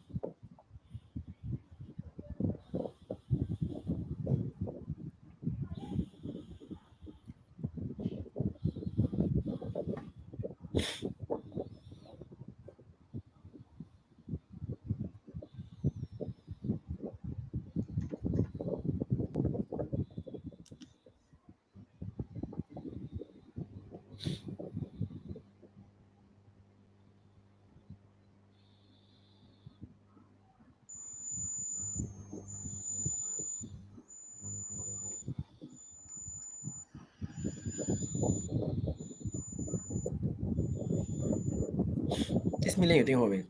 I think it's the same again. Hey, wait, Cram actually got first blood. Going Gala first blood, Wait, what? right? Huh?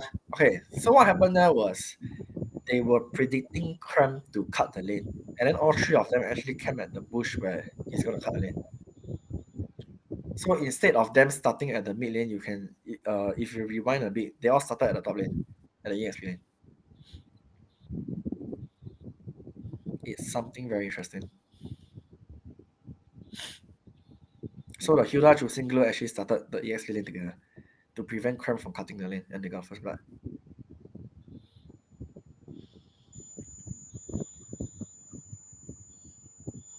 That's so shit. Cannot first blood. Yeah.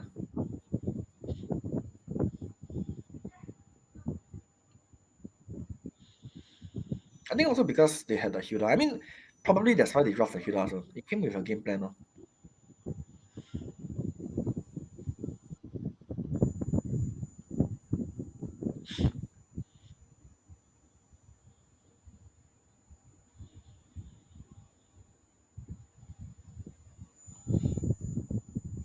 I see they really very prepared to like fight whatever in the EXP lane. Oh, Ohab trading with Innocent, setting up the gang from UP. Will they manage to get it? Wow, it's going. It's over. It's over. It's not over. 4-1, 4-1. The first turtle is still not up yet. They still need to fight the first turtle.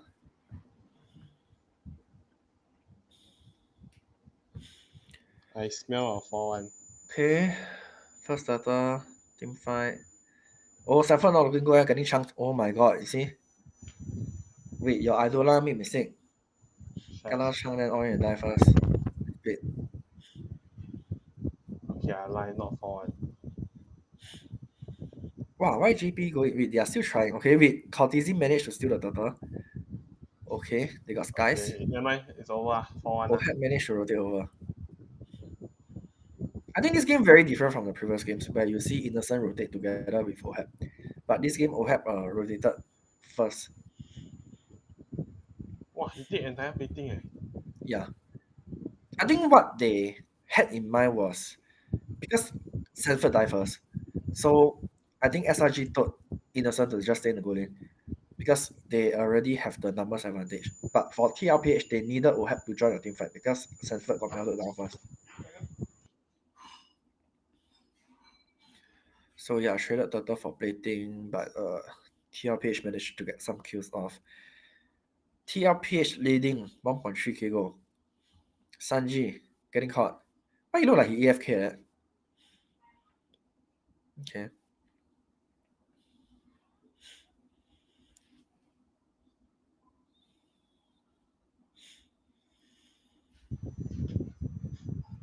Okay, he died already. Good night.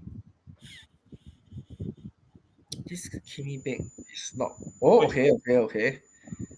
Nice flicker on Hayabusa's ulti.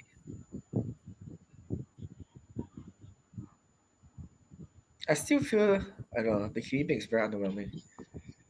Not sure what they had in mind. I don't know. Felt like Maybe Innocent they should just have. want punish front. I feel like Innocent should have rotated for the first turtle also. Kimi needs to join the first turtle fight. Then fight a bit, get some kills. If not now, like, super useless. I mean, even though he got the whole plating, but 0-1-0 Kimi doesn't spell good.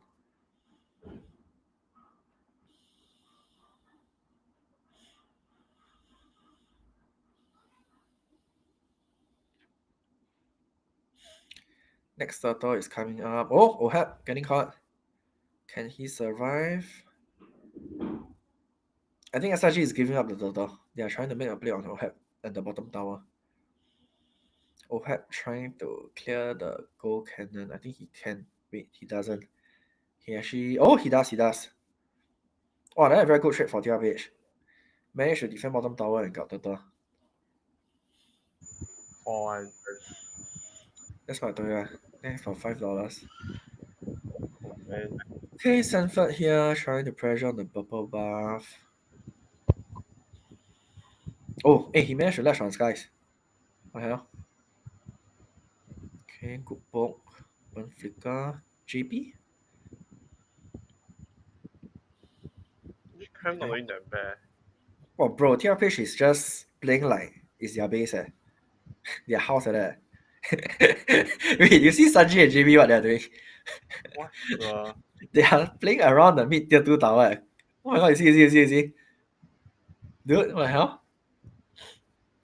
Wait, they actually get mid tower through this. Wait, that's so sick.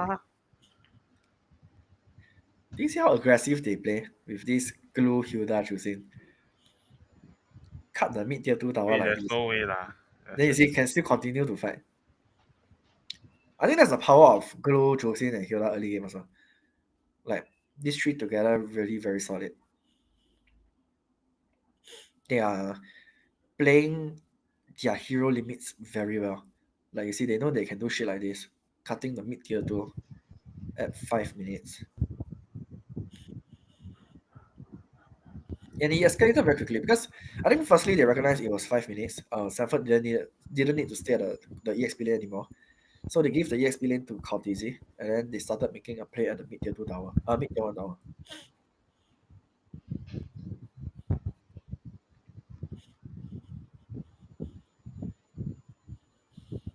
This is so one-sided. I think same thing again. The Lancelot isn't working well. And the Kimi is question mark also.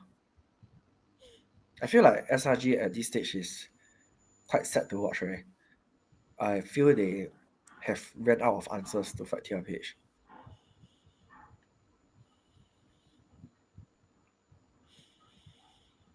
Well, them Guys trying to go for backline. Nope, not working out. Yep. Very one-sided game. might be over. It's actually quite over. And you see Skies is just, I don't know. Maybe his lens is good, but he's just getting out micro. Like in that fight, he tried to go for Oheb, but Oheb kind of like outplayed him.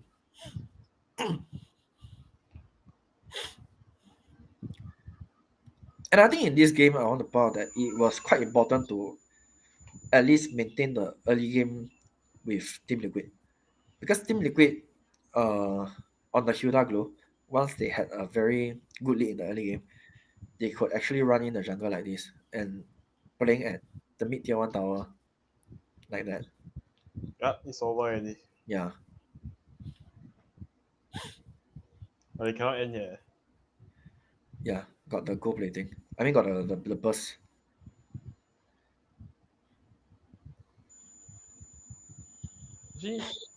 Actually can end, sir. I like. Cannot. And if I'm them, I wouldn't call for the end also. It's discipline. The death timers are too fast. So yeah, I feel like against Glue, Hilda, and Chusin, really cannot lose the early game. If not, you see the Hilda Glue keep walking into the jungle, then Skies cannot really farm. And then the worst is they actually managed to zone the mid tier 1 tower. I think that's the game winning play. Like the three of them zone the mid tier 1 tower and get the mid tier 1 tower. From there, it just went haywire, right? Never seen a Glue Hilda Chusin do like that before. Something new also for me.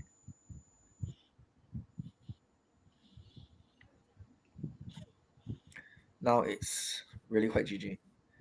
Lens is being suffocated. You can see that Skies is level 9. Cortese is level 15, by the way. Wow, 6 level gap is not real. Yeah. I mean, that's what happened, lor. The moment they started winning early game, Hilda and Glue, Sanford and JP was running down his jungle. That's why he couldn't farm well. Then the mid tower down, even more jialat. Suffocated. Okay, they're trying to make a play on Sanford. No. And you see, Oheb actually managed to solo kill Skies. I don't know, man. I'm just not fond of the Lancelot on this guy. They need to... And some of this Lancelot was a first pick. It just didn't seem like a first pick worthy for Team SRG. They need to change their draft again. This Lancelot is not working well for them. No. And Innocent on the Kimi even was 0-4-0. Not doing anything. Very fast game. So yeah, I think quite sad for SRG. Like they are trying to find answers, but they just don't have any answer. Maybe game 5, yeah, game 5. Maybe game 5 next game they will have something new again. I don't know. But like what I said before this whole series started, SRG only had 2 drafts to rely on. One is the CC, one is the Kalia. And once TLPH ban off CC, have an answer to Kalia, SRG is quite hopeless. Whereas TLPH, like, they can play almost anything and win with anything. It's so hard to draft against TLPH. But I mean, common picks coming from TLPH is the Juicin, the Glue, and the Haya.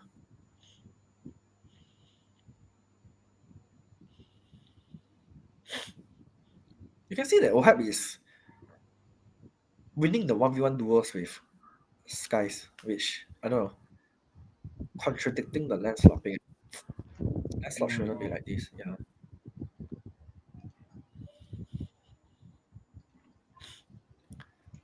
See, Hilda, next time your team got Glue, Juicin, Hilda, you can do something like this. I swear that play won them the game, You don't think so, After that play, they got the mid-tier 1 tower, then the whole game went haywire, right? Jesus Christ, the Juicin, Hilda, Glue just cut the mid wave like that. Then whoever come in, they just whack. Damn Playing like the sad. house like that. Out-rotated, out-macro. Yeah.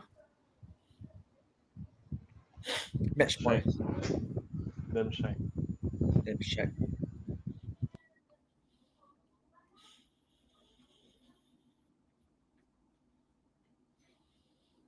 Okay, quick short break before game 5.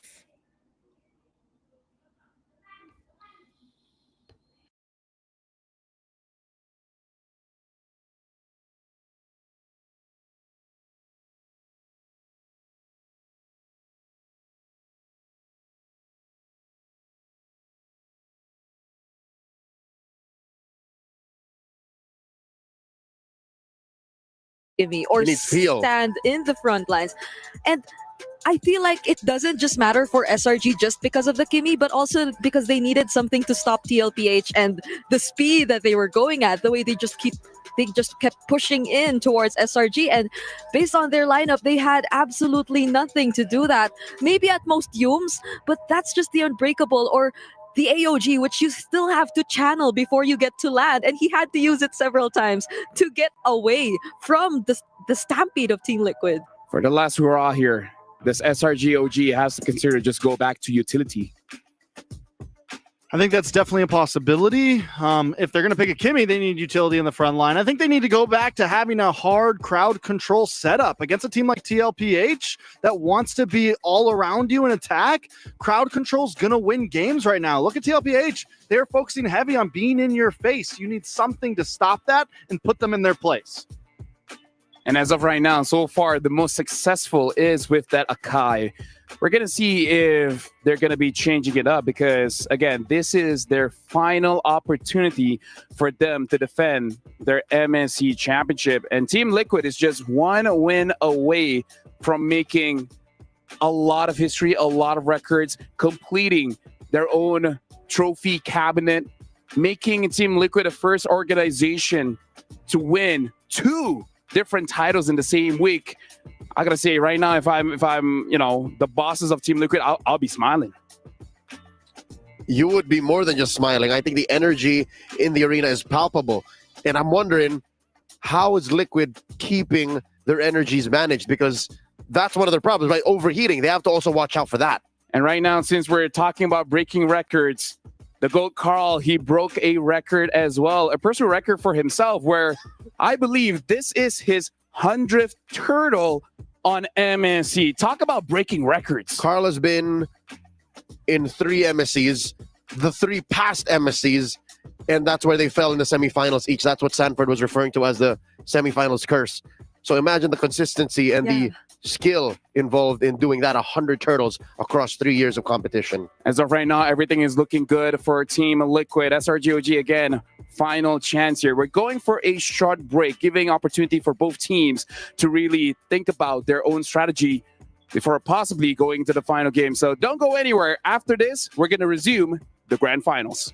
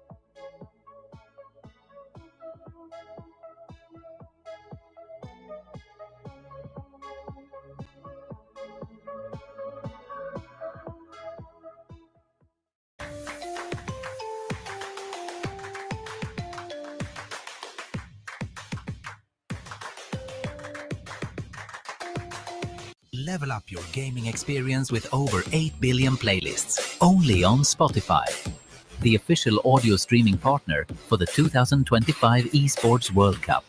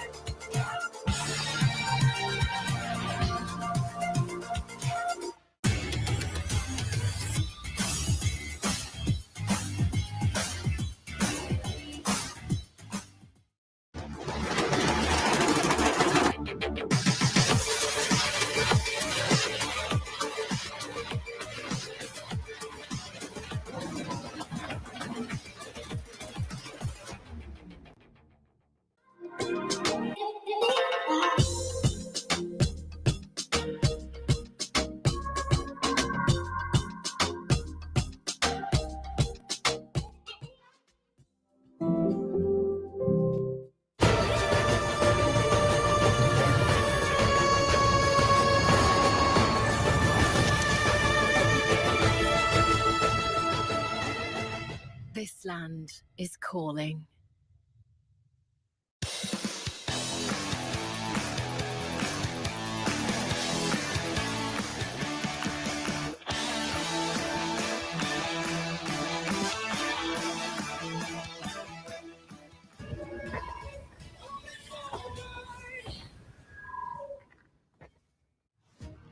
Welcome back, ladies and gentlemen. At this point, Team Liquid is at match point. SRGOG only has 1 point for their team. 3-1 is the score. 4 is needed to become the champions here. Team Liquid 1 step away. This is the English panel here. Leo, you were the one predicting that it doesn't go more than 5 games. At this point, looks like you're on the money here. That's a lot of pressure to put on me, but that is nothing compared to the pressure that the defending champions are under. SRGOG now, yes, they get to pick their sides. Yes, likely they're going to go blue. But when you're faced with a force of nature, such as Team Liquid Philippines, playing the way they have for the past 3 games, what other options do you have? This feels like, all right, we went from a feel-good underdog sports film to now a horror thriller where it's Liquid chasing you down and there's nowhere to go.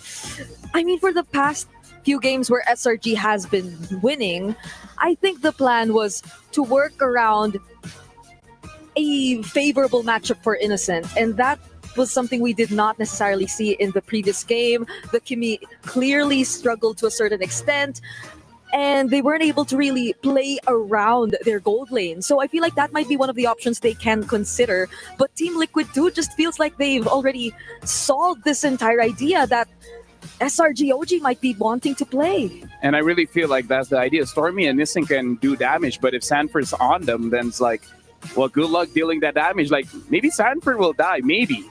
But then, so is all the damage along with everyone else. Yeah, I just feel there's tons of problems that seem to be mounting up around the draft. You add that up with just the pure raw skill that TLPH brings to the table. And again, I came into this thinking SRG are no slouches. As long as they can get a nice, even draft, they can put up a great fight. If they get a better draft, they can win a match. So I think that's where we're seeing most of the problems arise here. And that's the issue. For the past maybe 2 games, they've gotten subpar drafts. There have always been 1 or 2 picks where we're like, but why? This is that game we're in. There should be none. Every single pick, 1 to 5, should be, yes, that works against what Liquid wants to do. And now we're jumping straight to the draft here. Possibly the final draft of the game. SRGOG first pick, betting out the Lancelot. Team Liquid betting out the 1-1. At this point, TL should not adjust anything here. But here's the adjustment coming from SRG here. The R-Lot has not been banned yet. The Lancelot, the Lapu, we are sticking a little bit to script here for them, at least, and what they've been doing. But are we maybe looking for a possible R-Lot pick up front, blue side first? And if they go for that plan, then SRG OG, we might see another situation where they bring out the likes of the Akai, because the Akai and the Arlot, they do well together once you put them in a single draft. But if they don't ban the Arlot here, I see Coach RC leaving the Kalea open, most likely, to at least get some sort of response, or throwing out the Bomba bait for them to take it. Honestly, I'm more worried here because honestly, they are setting up for the Arlet. But if you first pick Arlet, what's stopping TL from picking up Akai? Yeah. Yeah. So is Akai this Jushin. SRG OG? Is this Cram team captain taking the reins? Say, Coach, Okay, we are back. This might potentially be the last game of the series. Okay, SRG has clearly given up on the landslot pick. They have decided not to pick landslot, not give landslot, so they are going to ban the landslot. Very same standard TLPH bans 11YSSCC. Okay, SRG now. The question is, will they first pick the Kalea again? Or will they bring something new to the table? Okay. So they actually banned Phobias and Outlet was open. This time they picked the Outlet instead of the Kalea. Now the question is, will TLPH pick up the Kalea? Yuta, Outlet is open this game and SRG picked the Outlet. You just need to take something that can punish the other. What can punish Outlet? Lapo, Phobias and CC ban, right?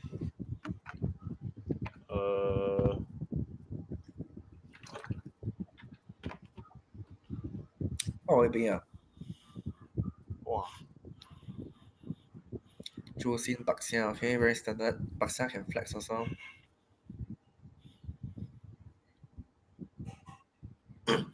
You can see that nowadays the draft really very catered towards EXP lane also. That's how important EXP is now. See, they purposely ban Lapu, Phobias, then TLPH has to ban CC, then Alert first pick. This Alert potentially can be a roam also, flex. Okay, interesting. Skies has decided to go on a tank jungle, Fredrin. Now, because Skies is playing a Fredrin, there's a chance they might not play the Hayabusa anymore. His lens there. I think he's semi-AFK. You can drop him a WhatsApp message. Glue is picking up to fight the Alert. How's the matchup? Glue versus Alert. Yuta. Sorry? Glue versus Alert. How is the matchup? Equal. Then Alert he's can looking dodge for the glue S1, so just shove. Glue just shove. Then I'll say TLPH currently winning draft. Glue is such a good pick to Fredrin. Glue I feel. how rotate the Alert. But you cannot do much to punish Alert, so just shove. You know, right? A lot of teams are picking Glue into Fredrin as well. Very easy to latch onto Fredrin. Yeah. Very good pick here.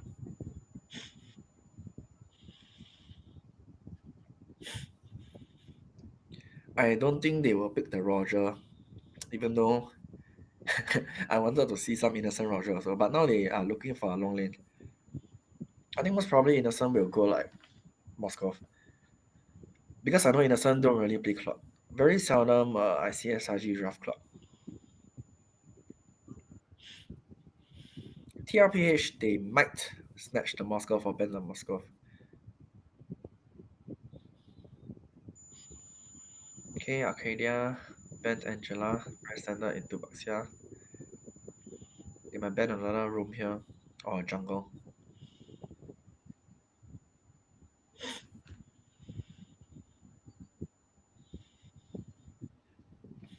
Cho Badang.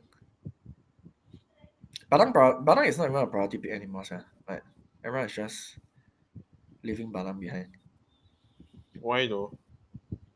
I think after this patch where he got nerfed slightly, they realized it's quite easy to all in the Badang. It's very easy for Badang to make a mistake.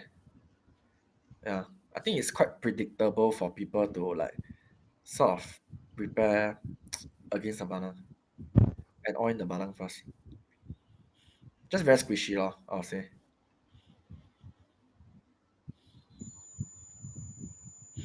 a lot of room for errors. Oh, interesting. TLPH has decided to play utility support with the Baxia.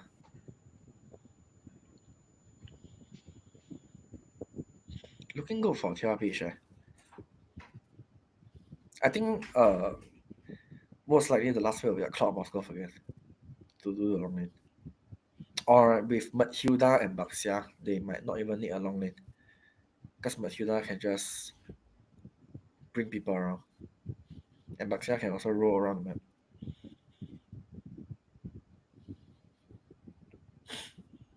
Okay, it's a very famous Chofasa. SRG finally got that lane.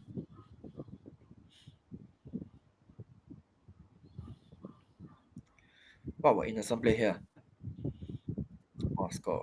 Very basic Safe picks. Like I said, I think it's a Moskov clock, but I don't see innocent play clock lah. So definitely the Moskov.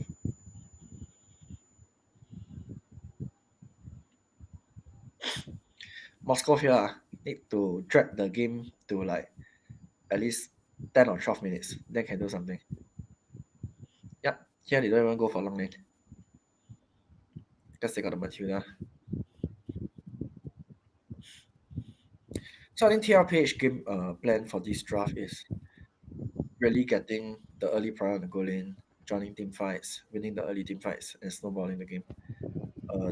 Draft very early game orientated. They have to snowball the early game, win the early game, and end it from there. On the other hand, SRG, if they manage to drag the game into probably 12-15 minutes, Moskov scale up quite good here.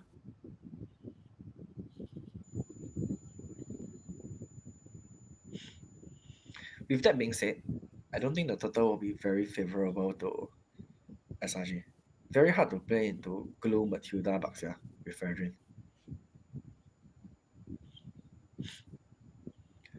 Okay, Show Fasa versus Matilda choosing. Definitely Show Fasa gonna get early prior again. I like how every game SRG just get Fasa and early prior. Then they try to do something to the EXP lane but cannot. Then check again. Yuta, thanks for $5 at the first. Oh man. Betting is not encouraged. Nice.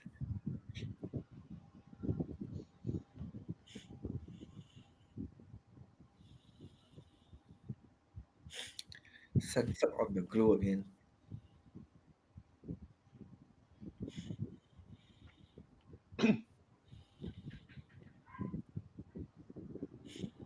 And see, nothing you can do. Yeah.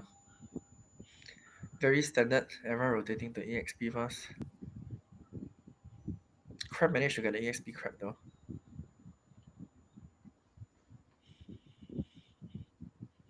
I think the action will start to begin when Kautizi gets level 4. Usually Baxia, when you get a level 4, you want to start having team fights happening so that you can snowball and have the early game pressure. Uh-oh. Oh crap. Am I? Yeah, he's freezing the wave lah. I'm got a crab, is it? Skies is helping Cram to break. Yeah, Cram got a crab.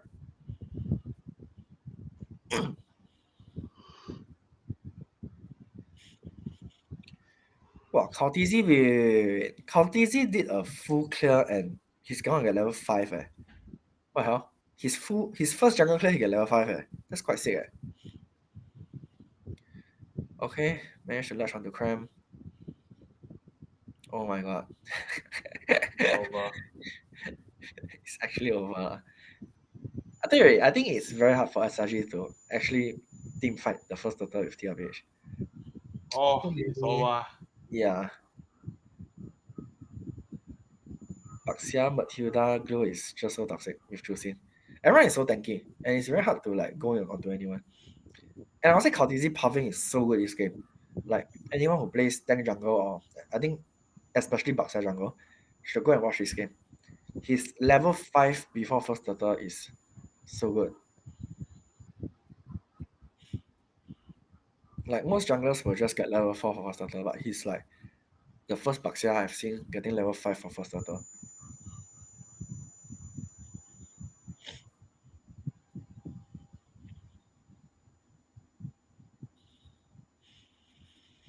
Ohab getting chunked low. Yums, is he trying to do anything? Nope. Spell of Destruction visas.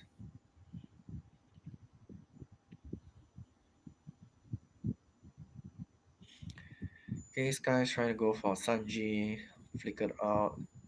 Ohab getting chunked low once again.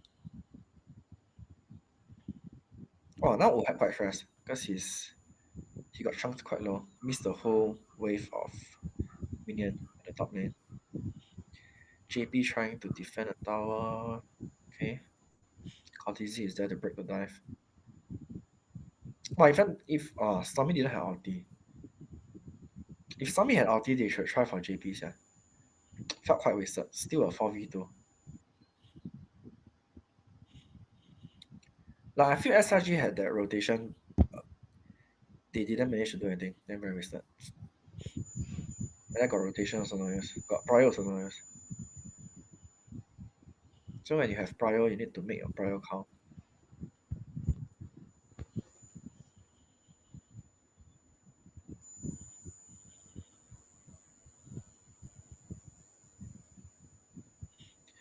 Next turtle spawning in 4 seconds. 80 starter Cram will have prior. See whether Cram can do anything. I don't think so. Go for Sanji. Nope. Okay, like his price a bit only. Oh, Sanford actually abandoned the gold cannon. The EXP cannon. Okay, JP tried to ulti in. Sanford. Oh, Sanford is going on the Innocent. Okay, didn't manage to latch onto Innocent. They are trying to all in Cortese. Manage to get Cortese. Hey, Cram is doing a lot. This team fight actually looking for SRGs, yeah. Oh my god, Sanford blunder. Died to Innocent 1v1. When he was on top, I think he took down it. Yeah. I think what SRG really did well here is they managed to all in Cortese. And once Cortese is dead, it's very hard for TLPH to continue fighting. I think JP burnt his ulti too early, honestly. Yums. Okay, let it kill Cortese. Don't think they can kill him. Yep.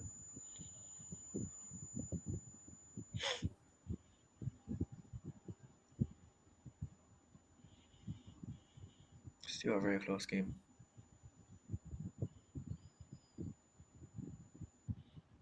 I think this game Innocent is also very prepared for Sanford. Like the game he played Granger into Sanford's glow, he wasn't that prepared, but after he kena by Sanford, then he's like, okay, this game I know Sanford's gonna go for me. So he's like super prepared now. And you can see Sanford every team fight early just going for the goal lanes, yeah. He's there for only one purpose, just to latch onto the goal laner. Zone the goal laner out.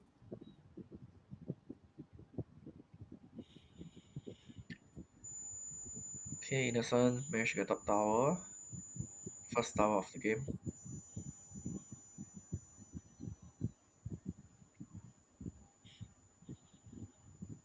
Oh, the Fasa dealing a lot of damage to Cortese. I think that's what killed Cortese as well.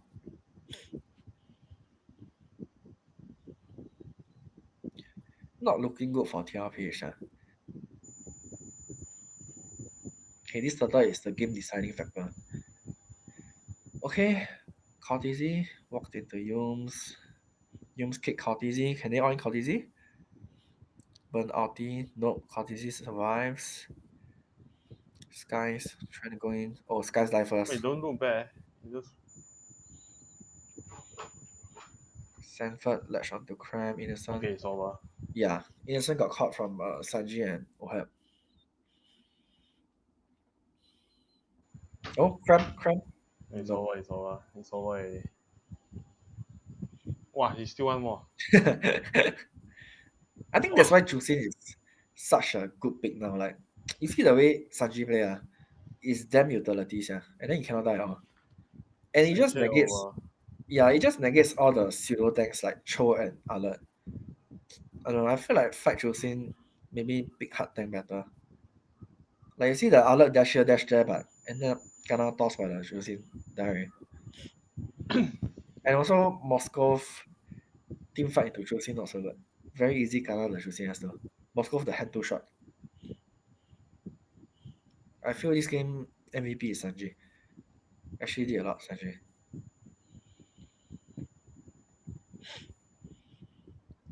If they manage to take this mid and 2 people die, the game is over. No lah, got Fasa alive cannot take.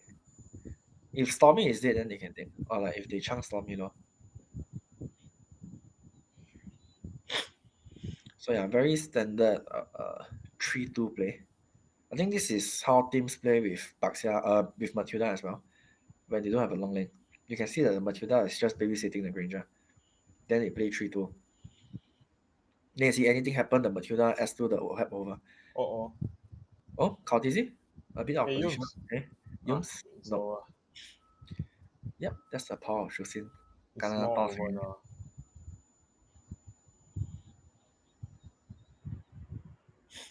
I think they can take top tier 2.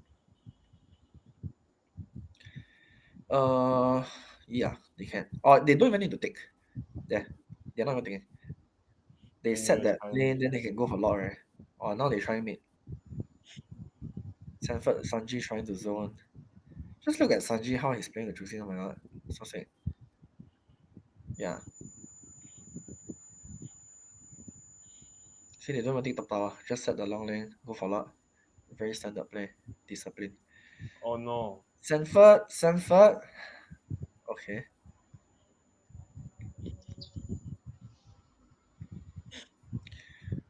I feel what SRG didn't do right in this game is they drafting too many pseudo tanks into a Granger and Juicin. They don't have any hard tank. Nah, Yeah. it's over already. Don't need play. They just I surrender. the thing about their draft is they don't have a front line that can handle the burst from Granger and cannot handle the constant CC from Juicin. You can see all the frontliners they have is getting melted from by the Juicin Granger. So like at the start you can see Sakai's he's quite tanky, but now he's also melting. It's quite jialat. Then Cram, Alert and Cho is not really a hard tank. And I feel this Cho pick is not doing anything. Like seriously, it's not doing anything.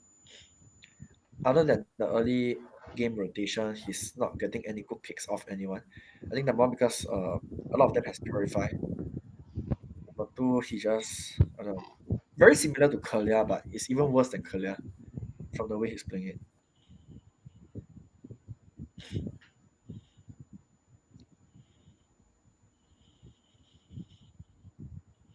Maybe QD Cho is better.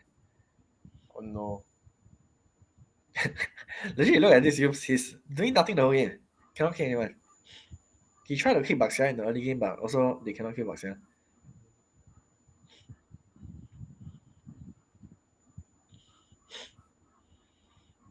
It might be over here. Okay, all into Sakai's. Sakai's managed to escape. They do get the bottom Dashi Tower. Oh, a swipe from Cram. But can Cram achieve anything from this? Nope.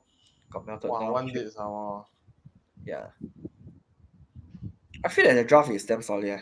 The Matilda, Juicin, Baxia, Glow. Like nobody can die, yeah.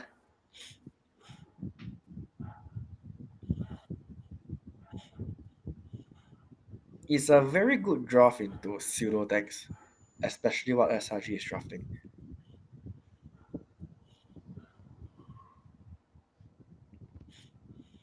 This is why I don't know. I think maybe TLPH coach is just better.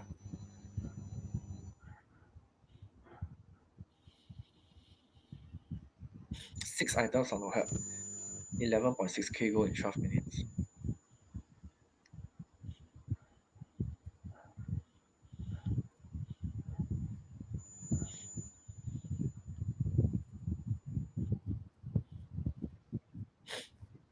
I think the only way for SRG to win now is really let the Moskov macro and farm up skill to late game, which is very hard as well because they have a Granger, Matilda forever in the side lane. They'll always be the receiving end.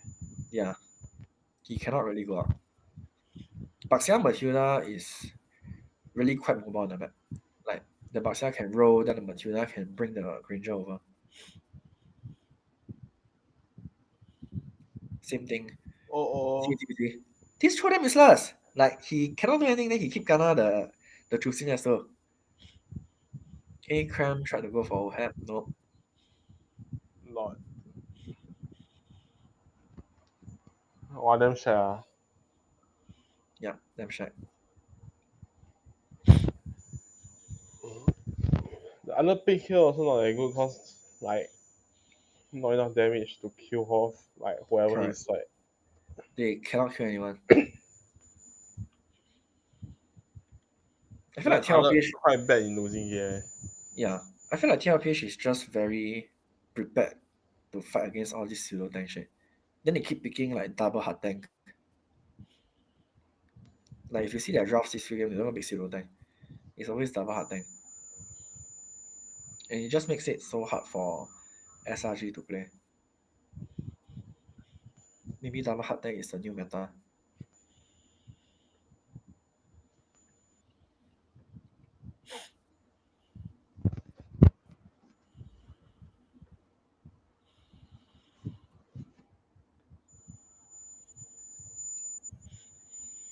Okay, tier 3 stage.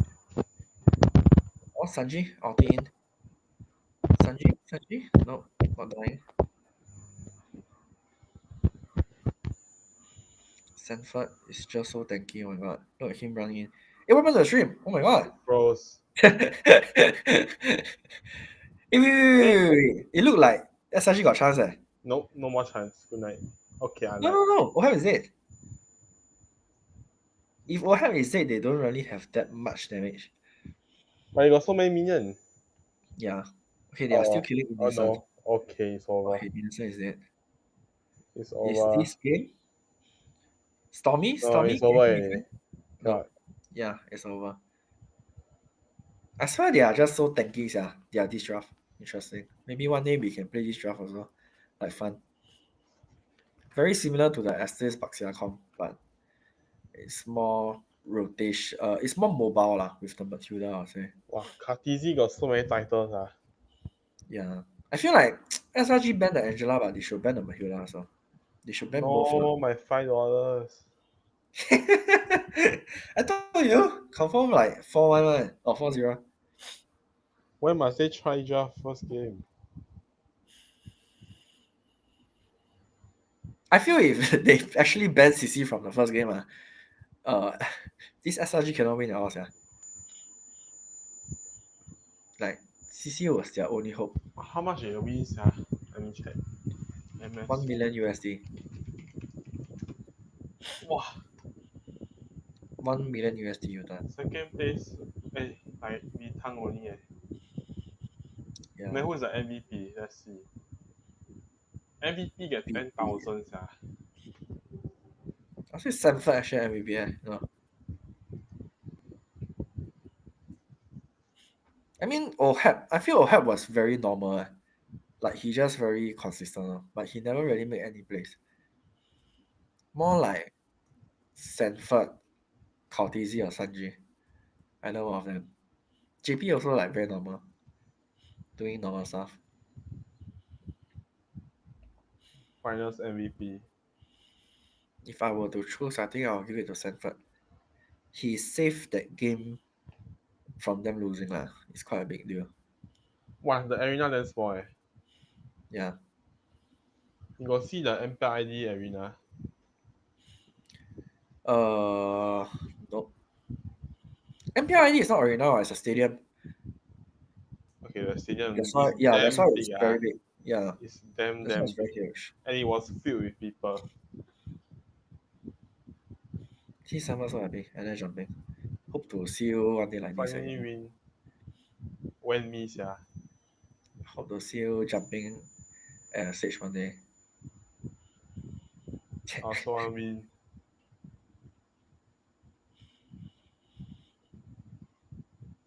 Okay, I think that's the end of the stream. So yeah, thanks everyone who has been watching with us. Hope you guys learned something. Okay, ciao. Bye, Yuta. Bye, everyone. Bye. Bye.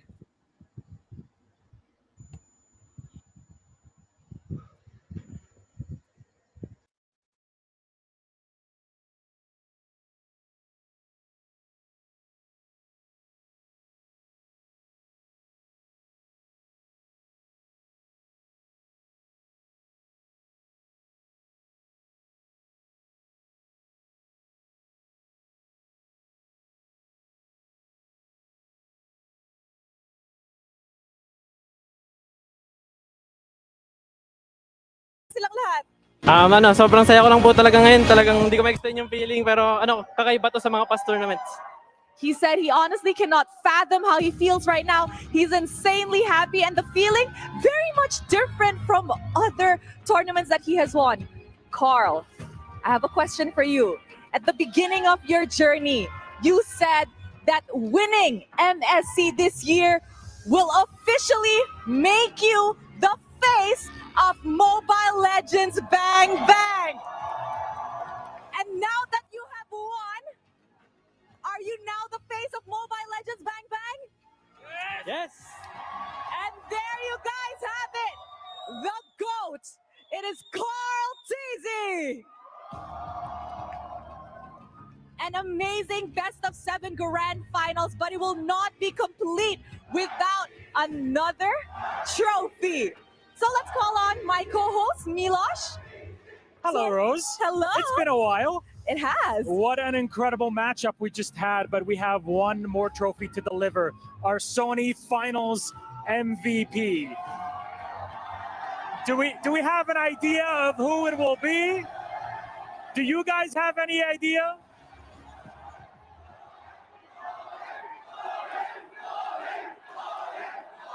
The crowd has chanted.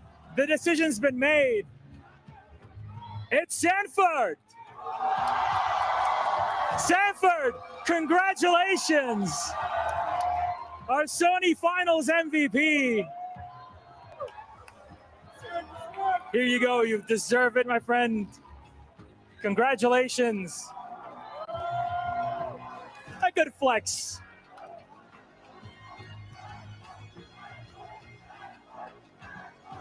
A question here. Look, you used to be known as Baby 40 back in the day. You're not a baby anymore. It's been a while. What do you owe to that evolution over time? Well, I owe it to my teammates, and thanks to them, I've grown a strong fighter. Yeah, thank you so much. Thank you so much to everyone. And look, let's count together how many things you've won so far. You've won M Series, right? You've won MSC and MVP. You've won MPL PH. What is there still left for you to win? What's your next challenge? Just repeat it again. Repeat it again! One more time, your MVP, your Sony Finals MVP, Sanford. And again, please give it up for your MSC 25 champions. It's Team Liquid! However, guys, the day is not quite over yet because as you all know that once you win over at EWC, you will have the honor of picking 3 keys to be placed in your trophy. So, I'm pretty sure an internal decision has been made amongst these bunch. Who wants to choose your 3 keys? Carl, come on up, come here. All right, so official decision, okay? Which are the 3 keys that you want to be placed in your MSC trophy? Let's go.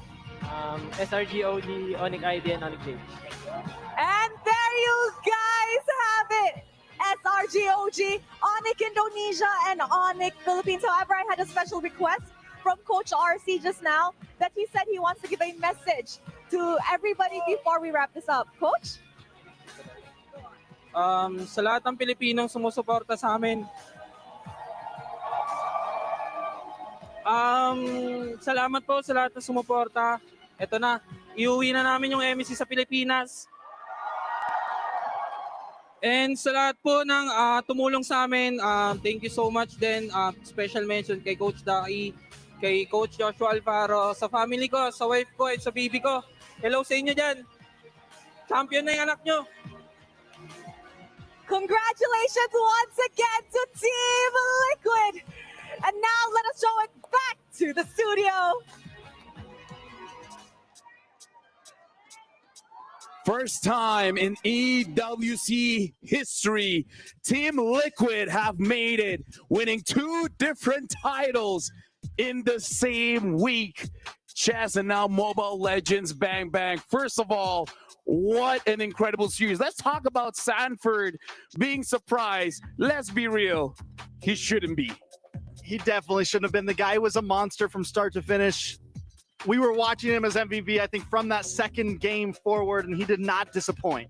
So every game Liquid won was off the back of Sanford's efforts, Sanford's ability to dictate the pace of any fight he's a part of. In a majority of his games, he played glue. Yeah, I mean, SRG OG did not let the Arlot through at all, and that happened in as soon as game number 1 began. So from the very beginning, they knew they had to respect Sanford. But the other thing that we do have to announce, finally, Carl Teasy has admitted with a resounding, confident, yes, I'm the face of MLBB. And I gotta say, he deserves it. After years of discussion, the debate is done. TLPH are your champions. Take a look at how the knockout stage bracket of MSC 2025 at EWC concluded. Maybe mix up a few results here and there, and this is my forecast. It's the wrong equation midway, but it's the same result. I saw this Liquid Stampede from light years away. Yeah, I think none of us, I mean, a lot of us didn't doubt them out. They came in swinging strong. They ended strong. I mean, overall, TLPH have earned their win here. I mean, like when we read the patch notes, this looks like an EXP's dream. And I gotta say, Sanford really fulfilled that dream. And it's not over yet. The fact that they chose both Onyx as well as SRG as part of their trophy, every single time something happens, like look at this, they're gonna be choosing the keys. This is exclusive for here at the Esports World Cup, first taking SRG OG's key, and of course taking both Onyx Indonesia as well as Onyx Philippines. You could see how happy Carl is. He said it in the interview. This win feels so different compared to all the other championships he's won in the past. And it hurts to see the key crush every time, but this is different. They're picking keys as champions, as memories, as proof that they've beat these teams who, again, everyone we're also looking forward to see heading into MSC. And now to solidify history here, we're going to be looking at the club championship presented by STC. With the win here, looks like Team Liquid is up at 3,200 points, followed by Team Falcons 2,700. Team Liquid has a big lead here. I mean, and we still have multiple weeks to go of EWC. This could honestly just be the start for Team Liquid, for all the Liquid fans at least out there. I mean, like, their investment worked really hard this time, and I gotta say, this is a big win for Team Liquid fan. By the way, congratulations to both y'all, to all the PH casters here. Team Liquid made it happen. Unfortunately, SRGOG didn't get the back-to-back, but here's the thing. As a Malaysian, still proud, and I feel like for all the Malaysians watching, you should still be proud because, again, going up against Team Liquid, that's a very hard series, but we know they give it their all. SRG definitely played well, and that is an understatement. I think there's definitely a nuisance to their run here, and showing up in the grand finals, going 4-1 against Liquid, I'm sure they had more in the tank. It's just, how did Kyrie put it? This competition, this contest, it's mostly mental. So I'm hoping that SRGOG, they're able to gather themselves after this match and, you know, recollect and say, you know what, guys, we can do better. We can come back. And again, MPL Malaysia season 16 is just around the corner. Yeah, who knows? They might be the ones to turn things around in the upcoming M series too, because that's what they failed to do as well in the previous M6. And the way they fought against Team Liquid Philippines, a bit of tweaks here and there. Definitely the draft was a question, but I believe they still have it. SRG still has it. And now, to make sure all of this is recorded, to let the world know, right now we see Team Liquid Philippines with His Royal Highness Prince Faisal bin Bandar bin Sultan Al Saud. They're gonna solidify this by putting their key on the totem for the whole world to see that they've made it. The story, it began months ago, heck, years ago. And now Team Liquid, this is their moment. This is their time. This is what they have earned.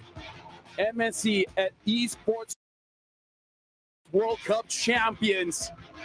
Looks like the GOAT, the face of MLBB rising up and putting that key. Team Liquid, the champions of MSC.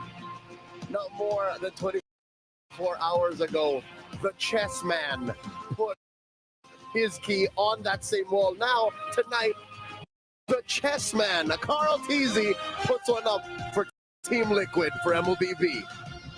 Yep, and now, again, big congratulations to Team Liquid. But that's it, concluding MSC. And for you guys, let's check out the Kadia top plays of the day.